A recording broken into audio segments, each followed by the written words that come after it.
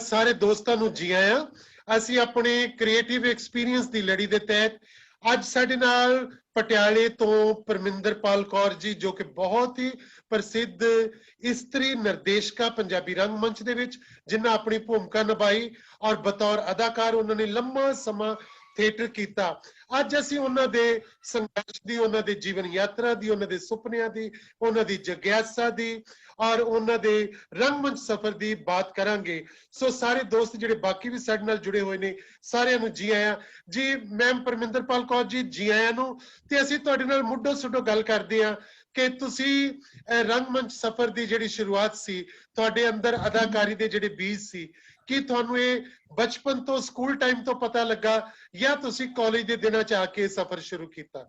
ਹਾਂਜੀ ਭਾਜੀ, ਭਾਜੀ ਬਿਲਕੁਲ ਜਦੋਂ ਸਕੂਲ ਤੋਂ ਹੀ ਸੀ, ਕਿਉਂਕਿ ਸਾਡੇ ਉਦੋਂ ਮੇਰੇ ਮਦਰ ਸਕੂਲ ਦੇ ਵਿੱਚ ਟੀਚਰ ਸੀ ਔਰ ਪ੍ਰਿੰਸੀਪਲ ਸਾਹਿਬਾਂ ਜਿਹੜੀ ਸੀ ਉਹ ਬਹੁਤ ਪਸੰਦ ਕਰਦੇ ਸੀ। ਸ਼ਾਇਦ ਮੇਰੀਆਂ ਸ਼ਰਾਰਤਾਂ ਸੀ ਜਾਂ ਐਕਟੀਵਿਟੀ ਸੀ, ਗਾਣਾ ਡਾਂਸ ਕਰਨਾ। ਜੇ ਕੋਈ ਇੰਸਪੈਕਟਰ ਰਾਜ ਹੁੰਦਾ ਸੀ, ਇੰਸਪੈਕਟਰ ਨੇ ਆਉਣਾ ਤਾਂ ਉਹਨੂੰ ਵੀ ਮੈਂ ਹੀ ਅੱਗੇ ਹੋ ਕੇ ਮਿਲਣਾ, ਤੇ ਉਹ ਸਾਰਾ ਕੁਝ ਕਰਦੇ ਕਰਾਂਦੇ ਫਿਰ ਸਕੂਲ ਚ ਆ ਗਏ, ਹਾਇਰ ਸੈਕੰਡਰੀ ਪਾਸ ਕੀਤੀ, ਕਾਲਜ ਚਲੇ ਗਏ। ਕਾਲਜ ਗਏ ਤਾਂ ਉੱਥੇ ਥੋੜਾ ਜਿਹਾ ਇਹਦੇ ਵਿੱਚ ਕਲੀਅਰ ਕਰ ਦੇਣਾ, ਤੁਸੀਂ ਕਿਹੜੇ ਇਲਾਕੇ ਤੋਂ ਸੀਗੇ, ਕਿਹੜੇ ਸਕੂਲ ਪੜ੍ਹਦੇ ਰਹੇ, ਕਿਹੜੇ ਇਲਾਕੇ ਤੋਂ? ਅੱਛਾ ਜੀ, ਮੈਂ ਨਾ ਜੀ I am born at Nabha ਪਰ ਬ੍ਰੌਟ ਅਪ ਐਟ ਸਮਾਣਾ। ਮੇਰੇ ਫਾਦਰ ਮਦਰ ਜਿਹੜੇ ਨੇ ਉਹ ਪਾਕਿਸਤਾਨ ਤੋਂ ਉੱਜੜ ਕੇ ਆਏ ਸੀਗੇ ਜੀ, ਤੇ ਜਿਹੜੀ ਸਾਨੂੰ ਜ਼ਮੀਨ ਅਲਾਟ ਹੋਈ ਸੀ ਉਹ ਸਮਾਣੇ ਹੋਈ ਸੀਗੀ, ਤੇ ਉੱਥੇ ਹੀ ਫਿਰ ਅਸੀਂ ਰਹਿਣ ਲੱਗ ਗਏ ਸੀ। ਤੇ ਪ੍ਰਾਇਮਰੀ ਸਕੂਲ ਜਿੰਨਾ ਵੀ ਹੈ ਉਹ ਸਮਾਣੇ 'ਚ ਕੀਤਾ। ਤੇ ਉਸ ਤੋਂ ਬਾਅਦ ਮੇਰੇ ਮਦਰ ਦੀ ਟ੍ਰਾਂਸਫਰ ਕਪੂਰਥਲੇ ਹੋ ਗਈ ਤੇ ਅਸੀਂ ਨਾਨਕੇ ਮੇਰੇ ਪਟਿਆਲੇ ਸੀਗੇ, ਨਾਨਾ ਨਾਨੀ, ਮੈਂ ਉਹਨਾਂ ਦੇ ਕੋਲ ਆ ਗਈ ਤੇ ਉੱਥੇ ਸਕੂਲਿੰਗ ਉੱਥੇ ਸ਼ੁਰੂ ਹੋਈ। ਤੇ ਹਾਇਰ ਸੈਕੰਡਰੀ ਤੱਕ ਮੈਂ ਨਾਭੇ ਫਿਰ ਚਲੇ ਗਈ ਸੀ। ਮਦਰ ਦੀ ਪੋਸਟਿੰਗ ਨਾਭੇ ਕਿਸੇ ਨਾ ਕਿਸੇ ਤਰ੍ਹਾਂ ਹੋ ਗਈ। ਫਿਰ ਨਾਭੇ ਜਿਹੜਾ ਹੈਗਾ ਪਾਇਲਟ ਸਕੂਲ, ਜਿੱਥੇ ਰਾਜਵੰਤ ਮਾਨ ਜੀ ਵੀ ਸੀਗੇ ਤੇ ਹੋਰ ਵੀ, ਫਿਰ ਮੈਂ ਉੱਥੇ ਕੀਤਾ, ਜਿੱਥੇ ਫਿਰ ਪਰਮਾਤਮਾ ਦੀ ਦਇਆ ਨਾਲ ਸਾਰੀ ਟੀਚਰਸ ਦੀਆਂ ਅੱਖਾਂ ਦੇ ਤਾਰੇ ਸੀ ਤੇ ਬਹੁਤ ਹੀ ਅੱਛੀ ਤਰ੍ਹਾਂ ਸਕੂਲ 'ਚ ਡਾਂਸ, NCC ਤੇ ਹੋਰ ਐਕਟੀਵਿਟੀਜ਼, ਭੰਗੜਾ, ਡਰਾਮਾ ਸਾਰਾ ਕੀਤਾ ਸਰ।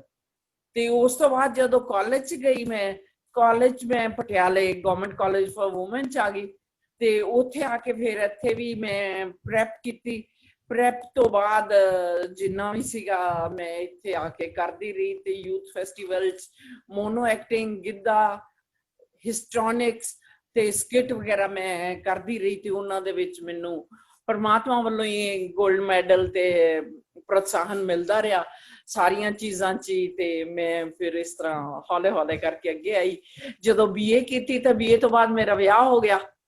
ਕਦੀ ਟਾਈਮ ਹੀ ਨਾ ਮਿਲਿਆ ਵੀ ਆਪਣੇ ਸ਼ੌਕ ਨੂੰ ਕਦੀ ਪਰਸਿਊ ਕਰ ਸਕੀਏ, ਕਿਉਂਕਿ ਮੇਰੇ ਫਾਦਰ ਸਾਹਿਬ ਨੂੰ ਇਹ ਬਿਲਕੁਲ ਵੀ ਐਕਟੀਵਿਟੀਜ਼ ਅੱਛੀਆਂ ਨਹੀਂ ਲੱਗਦੀਆਂ ਸੀਗੀਆਂ। ਤੇ ਉਸ ਤੋਂ ਬਾਅਦ ਮੇਰਾ ਵਿਆਹ ਹੋ ਗਿਆ ਤੇ ਅਨਫੋਰਚੂਨੇਟਲੀ ਛੇਤੀ ਹੀ ਮੈਂ ਆਪਣੇ ਘਰ ਵਾਪਸ ਆ ਗਈ 2 ਬੱਚਿਆਂ ਦੇ ਨਾਲ। ਮੇਰੇ ਹਸਬੈਂਡ ਦੀ ਡੈਥ ਹੋ ਗਈ ਸੀ ਆਫਟਰ ਐਗਜ਼ੈਕਟਲੀ 4 or 5 years, ਜਦੋਂ ਕਿ ਮੇਰਾ ਵਿਆਹ ਵੀ 24 ਦਸੰਬਰ ਨੂੰ ਹੋਇਆ ਤੇ ਉਹਨਾਂ ਦੀ ਡੈਥ ਵੀ 24 ਦਸੰਬਰ ਨੂੰ ਹੋਈ। ਤੇ ਛੋਟੇ ਛੋਟੇ 2 ਬੱਚੇ ਸੀ। ਬੇਟਾ ਮੇਰਾ ਸਾਲ ਦਾ ਸੀਗਾ ਤੇ ਬੇਟੀ ਮੇਰੀ 2.5 ਸਾਲ ਦੀ ਸੀ। ਉਹਨਾਂ ਦੇ ਨਾਲ ਜਦੋਂ ਮੈਂ ਪਟਿਆਲੇ ਆ ਗਈ, ਇੱਥੇ ਆ ਕੇ ਨੌਕਰੀ ਸ਼ੁਰੂ ਕੀਤੀ ਬਿਜਲੀ ਬੋਰਡ 'ਚ ਤੇ ਐਜ਼ ਅ ਕਲਰਕ। ਤੇ ਫੇਰ ਵੀ ਪਰ ਮੇਰਾ ਸ਼ੌਕ ਨਹੀਂ ਮਰਿਆ। ਫੇਰ ਵੀ ਮੈਂ ਜਿੰਨੇ ਨਾਟਕ ਸੀਗੇ ਚੋਰੀ ਛੁਪੇ, ਕਿਉਂਕਿ ਨਾਟਕ ਐਸੀ ਵਿਧਾ ਹੈ ਜਦੋਂ ਤੁਸੀਂ ਕਰਦੇ ਹੋ ਤਾਂ ਕਾਫੀ ਖੱਪ ਪੈ ਜਾਂਦੀ ਹੈ। ਨਾ ਮੇਰੇ ਪੇਰੈਂਟਸ ਨੂੰ ਪਸੰਦ ਸੀਗਾ ਇਸ ਅਵਸਥਾ 'ਚ ਔਰ ਨਾ ਹੀ ਮੇਰੇ ਇਨ-ਲॉज। ਤੇ ਮੈਂ ਆਪਣੇ ਆਪ ਹੀ ਇਕੱਲੀ ਨੇ ਜਿੰਨਾ ਚੋਰੀ ਛੁਪੇ ਹੁੰਦਾ ਰਿਹਾ ਉਹ ਕਰਦੀ ਰਹੀ। ਤੇ ਇਸ ਤਰ੍ਹਾਂ ਹੀ ਫੇਰ, ਕਿਉਂਕਿ ਜਿਹੜਾ ਸਾਡਾ ਪੰਜਾਬ ਸਟੇਟ ਇਲੈਕਟ੍ਰਿਸਿਟੀ ਬੋਰਡ ਹੈ ਜੀ, ਪਟਿਆਲੇ ਤੁਸੀਂ ਥੀਏਟਰ ਕਿਹਨਾਂ ਨਾਲ ਕਰਦੇ ਸੀ? ਕਿਹੜੇ ਕਿਹੜੇ ਨਾਟਕ ਜਾਂ ਕਿਹਨਾਂ ਨਾਲ ਨਾਟਕ ਕਰਦੇ ਰਹੇ? ਇਸ ਤਰ੍ਹਾਂ ਹੈ ਭਾਜੀ ਕਿ ਜਦੋਂ ਮੈਂ ਸ਼ੁਰੂ 'ਚ ਕੀਤਾ ਕਾਲਜ 'ਚ, ਜਦੋਂ BA 'ਚ ਸੀਗੀ ਤਾਂ ਹਰਪਾਲ ਟਿਵਾਣਾ ਜੀ ਮੈਨੂੰ ਕਰਾ ਕੇ ਗਏ ਸੀਗੇ 17 ਬੀ ਦੀਆਂ ਧੀਆਂ। ਅੱਛਾ। ਤੇ ਉਸ ਤੋਂ ਬਾਅਦ ਮੈਂ ਸਦਾ ਵਾਸਤੇ ਉਹਨਾਂ ਦੀ ਸਿਤਾਰਾ ਬਣ ਕੇ ਰਹਿ ਗਈ। ਉਹ ਬਹੁਤ ਪਸੰਦ ਕਰਦੇ ਸੀ ਮੈਨੂੰ, ਬਹੁਤ ਹੱਲਾਸ਼ੇਰੀ ਦਿੰਦੇ ਸੀਗੇ ਔਰ ਉਹ ਚਾਹੁੰਦੇ ਸੀਗੇ ਕਿ ਮੈਂ ਹੋਰ ਅੱਗੇ ਕਰਾਂ, ਪਰ ਮੈਂ ਕਰ ਨਾ ਸਕੀ। ਉਸ ਤੋਂ ਬਾਅਦ ਜਦੋਂ BA ਤੋਂ ਬਾਅਦ ਮੇਰਾ ਵਿਆਹ ਹੀ ਹੋ ਗਿਆ ਤੇ ਫਿਰ ਮੈਂ ਕਿਹਦੇ ਨਾਲ ਕਰਨੇ ਸੀਗੇ। BA 'ਚ ਮੈਂ ਉਹਨਾਂ ਨਾਲ ਕੀਤਾ 17 20 ਦੀਆਂ ਧੀਆਂ। ਤੇ ਉਸ ਤੋਂ ਬਾਅਦ ਜਦੋਂ ਮੈਂ ਵਾਪਸ ਆਈ ਤਾਂ ਮੇਰੀ ਅਵਸਥਾ ਇਹ ਸੀਗੀ, ਫਿਰ ਮੈਂ ਜਿਵੇਂ ਰੇਡੀਓ ਤੇ ਗਈ ਉੱਥੇ ਅਪਰੂਵ ਹੋਈ, ਉਹ ਵੀ ਚੋਰੀ। ਦੂਰਦਰਸ਼ਨ ਤੇ ਗਈ ਉੱਥੇ ਅਪਰੂਵ ਹੋਈ, ਉਹ ਵੀ ਚੋਰੀ। ਤੇ ਇਸ ਤਰ੍ਹਾਂ ਕਰ ਕਰਾ ਕੇ ਮੈਂ ਮੁੜ ਕੇ ਸਿਲਸਿਲਾ ਹੌਲੇ ਹੌਲੇ ਹੌਲੇ ਹੌਲੇ ਆਪਣੇ ਸ਼ੌਕ ਦਾ, ਨਾਲ ਮੈਂ ਬੱਚੇ ਪਾਲਦੀ ਰਹੀ ਤੇ ਨਾਲ ਹੀ ਮੈਂ ਨਾਟਕ ਵੀ ਕਰਦੀ ਰਹੀ। ਉਦੋਂ ਮਹਿੰਦਰ ਬੱਗਾ ਜੀ ਹੁੰਦੇ ਸੀਗੇ ਪਟਿਆਲੇ 'ਚ, ਕਾਫੀ ਅੱਛਾ ਨਾਮ ਸੀਗਾ ਉਹਨਾਂ ਦਾ। ਉਹਨਾਂ ਦੇ ਨਾਮ ਵੀ ਮੈਂ ਇੱਕ ਪਲੇ ਕੀਤਾ ਸੀਗਾ, ਬੁੱਢੇ ਦੀ ਜੁੱਤੀ ਬੁੱਢੇ ਦਾ ਸਿਰ। ਪਰ ਕਿਉਂਕਿ ਭਾਜੀ ਸਾਡੇ ਲਈ ਇਹ ਤਕਰੀਬਨ ਮੇਰੇ ਲਈ ਬੰਦਸ਼ ਸੀਗੀ ਕਿ ਮੈਨੂੰ ਇਹੋ ਜਿਹੀਆਂ ਐਕਟੀਵਿਟੀਆਂ 'ਚ ਭਾਗ ਨਹੀਂ ਲੈਣਾ ਚਾਹੀਦਾ। ਇਹਨਾਂ ਐਕਟੀਵਿਟੀਆਂ ਦੇ ਵਾਸਤੇ ਉਹ ਮੇਰੇ ਪੇਰੈਂਟਸ, ਮਦਰ ਤਾਂ ਟੀਚਰ ਸੀਗੇ, ਉਹ ਪਸੰਦ ਕਰਦੇ ਸੀਗੇ, ਪਰ ਫਾਦਰ ਸਾਹਿਬ ਬਿਲਕੁਲ ਹੀ ਉਲਟ ਸੀਗੇ। ਤੇ ਬਾਈ ਚਾਂਸ ਹੀ ਉਹ ਜਿਹੜਾ ਪਲੇ ਸੀਗਾ ਕਾਮੇਡੀ, ਉਹ ਬੁੱਢੇ ਦੀ ਜੁੱਤੀ ਬੁੱਢੇ ਦਾ ਸਿਰ, ਮੇਰਾ ਬ੍ਰਦਰ ਦੇਖਣ ਚਲਾ ਗਿਆ। ਮੈਂ ਤਾਂ ਉੱਥੇ ਬੜਾ ਮਟਕ ਮੁਟਕ ਕੇ ਕੀਤਾ, ਪਰ ਘਰ ਆ ਕੇ ਉਹਨੇ ਕਿਹਾ ਕਿ ਡੈਡੀ ਉੱਥੇ ਮੁੰਡੇ ਨੂੰ ਕਈ ਕੁਝ ਕਹਿੰਦੇ ਸੀਗੇ ਤੇ ਇਹਨੂੰ ਅੱਗੇ ਤੋਂ ਜਾਣ ਨਾ ਦਿਓ। ਤੇ ਉਸ ਤੋਂ ਬਾਅਦ ਫਿਰ ਮੇਰਾ ਮਤਲਬ 6 ਮਹੀਨੇ ਸਾਲ ਦਾ ਫਿਰ ਕੋਟਾ ਹੋ ਗਿਆ ਤੇ ਘਰ ਹੀ ਰਹਿਣਾ ਪਿਆ। ਤੇ ਉਸ ਤੋਂ ਬਾਅਦ ਫਿਰ ਮੈਂ ਬਿਜਲੀ ਬੋਰਡ ਵੱਲੋਂ ਇੱਕ ਸੰਸਥਾ ਜੀ ਬਣਾਈ, ਬਿਜਲੀ ਬੋਰਡ ਨੇ, ਜਿਹਦੇ ਵਿੱਚ ਸਾਨੂੰ ਐਕਟੀਵਿਟੀਜ਼ ਕਰਨੀਆਂ, ਪ੍ਰਮੋਸ਼ਨ ਕਰਨੀ ਬਿਜਲੀ ਬੋਰਡ ਦੀ, ਪਬਲਿਕ ਰਿਲੇਸ਼ਨ ਵਾਂਗੂ ਥਾਂ ਥਾਂ ਜਾ ਕੇ ਉਹਨਾਂ ਦੇ ਗੁਣ ਔਗਣ ਦੱਸਣੇ। ਤੇ ਉਹਦੇ ਇੰਚਾਰਜ ਮੈਂ ਬਣ ਗਈ ਲੱਕੀਲੀ, ਜਾਂ ਜਿਸ ਤਰ੍ਹਾਂ ਵੀ ਹੋਇਆ। ਤੇ ਉੱਥੇ ਸਾਡੇ ਨਾਲ ਪ੍ਰੇਮ ਹਾਂਡਾ ਜੀ, ਮੋਹਨ ਕੰਬੋਜ ਜੀ ਤੇ ਹੋਰ ਬਹੁਤ ਅੱਛੇ ਅੱਛੇ ਯੋਗਰਾਜ ਸੇਡਾ ਜੀ, ਇਹ ਸਾਰੇ ਹੁੰਦੇ ਸੀਗੇ। ਗੁਰਦਾਸ ਮਾਨ ਜੀ ਵੀ ਸਾਡੇ ਵਿੱਚੋਂ ਹੀ ਆ। ਅਸੀਂ ਉਹਨਾਂ ਨਾਲ ਇੱਕ ਡਾਂਸ ਵੀ ਕੀਤਾ, ਬੈਲੇ ਵਗੈਰਾ। ਉਸ ਤੋਂ ਬਾਅਦ ਉਹ PSC ਵੀ ਛੱਡ ਗਏ ਸੀਗੇ ਤੇ ਅਸੀਂ ਐਕਟੀਵਿਟੀਜ਼ ਨੂੰ ਚਾਲੂ ਰੱਖਿਆ। ਤੇ ਫਿਰ ਇਸ ਤਰ੍ਹਾਂ ਹੀ ਕਰਕੇ ਇੱਕ ਦਿਨ ਮੈਂ ਕਿਰਾਏਦਾਰ ਪਲੇ ਕੀਤਾ ਸੀ ਸਤਿੰਦਰ ਨੰਦਾ ਜੀ ਦਾ, ਬਿਜਲੀ ਬੋਰਡ ਵੱਲੋਂ ਜੀ। ਤਾਂ ਭਾਸ਼ਾ ਵਿਭਾਗ ਵਾਲਿਆਂ ਨੇ ਚਿੱਠੀ ਪਾ ਦਿੱਤੀ ਕਿ ਤੁਸੀਂ ਆਪਣੀ ਮੰਡਲੀ ਦਾ ਨਾਮ ਤੇ ਕਲਾਕਾਰ ਦੱਸੋ ਕਿੰਨੇ ਨੇ। ਲੁਧਿਆਣੇ ਇਸ ਤਰ੍ਹਾਂ ਅਸੀਂ ਨਾਟਕ ਮੇਲਾ ਕਰਾ ਰਹੇ ਹਾਂ, ਉਹਦੇ 'ਚ ਦੱਸਣਾ। ਤੇ ਫਿਰ ਮੈਂ 1986-85 ਦੇ ਵਿੱਚ ਕਲਾਕ੍ਰਿਤੀ ਮੰਚ ਦਾ ਸੰਗਠਨ ਕੀਤਾ ਤੇ ਫਿਰ ਮੈਂ ਇਹਦਾ ਨਾਮ ਕਲਾਕ੍ਰਿਤੀ ਰੱਖ ਕੇ ਇਹਦਾ ਪਹਿਲਾ ਪਲੇ ਜਿਹੜਾ ਹੈ ਉਹ ਕਿਰਾਏਦਾਰ ਲੁਧਿਆਣੇ ਪੰਜਾਬੀ ਭਵਨ 'ਚ ਕੀਤਾ ਸੀ, ਜਿਹਦੇ ਕਿ ਬਹੁਤ ਅਪਲਾਉਸ ਮਿਲਿਆ, ਬਹੁਤ ਹੀ ਅੱਛਾ ਲੱਗਿਆ ਲੋਕਾਂ ਨੂੰ। ਸਤਿੰਦਰ ਨੰਦਾ ਜੀ ਨੂੰ ਅੱਛਾ ਲੱਗਿਆ। ਉਹਨਾਂ ਨੇ ਕਈ ਮੈਗਜ਼ੀਨਸ 'ਚ ਖੁੱਲੀਆਂ ਚਿੱਠੀਆਂ ਤੇ ਹੋਰ ਵੀ ਕਈ ਕੁਝ ਭੇਜਿਆ। ਨਹੀਂ, ਇਹ ਬੜਾ ਅੱਛਾ, ਤੁਹਾਡੀ ਬੜੀ ਕਹਿ ਲਓ ਕਿ ਜਿਹੜਾ ਸ਼ੁਰੂਆਤ ਸੀ ਤੁਹਾਡੇ ਕੰਮ ਦੀ, ਬੜੀ ਸੰਘਰਸ਼ ਦੇ ਵਿੱਚੋਂ ਤੁਸੀਂ ਨਿਕਲ ਕੇ ਨੌਕਰੀ ਕਰਨੀ, ਬੱਚਿਆਂ ਨੂੰ ਪਾਲਣਾ, ਪਰ ਥੀਏਟਰ ਦਾ ਜਿਹੜਾ ਮੋਹ ਸੀ ਉਹ ਤੁਸੀਂ ਨਹੀਂ ਛੱਡਿਆ। ਅਦਾਕਾਰੀ ਦਾ ਮੋਹ ਜਿਹੜਾ ਸੀ ਉਹ ਤੁਸੀਂ ਚਾਹੇ TV ਦੀ ਦੁਨੀਆ 'ਚ, ਰੇਡੀਓ ਦੀ ਦੁਨੀਆ 'ਚ, ਰੰਗਮੰਚ ਦੀ ਦੁਨੀਆ 'ਚ, ਉਹ ਤੁਸੀਂ ਉਸੇ ਤਰ੍ਹਾਂ ਜਾਰੀ ਰੱਖਿਆ।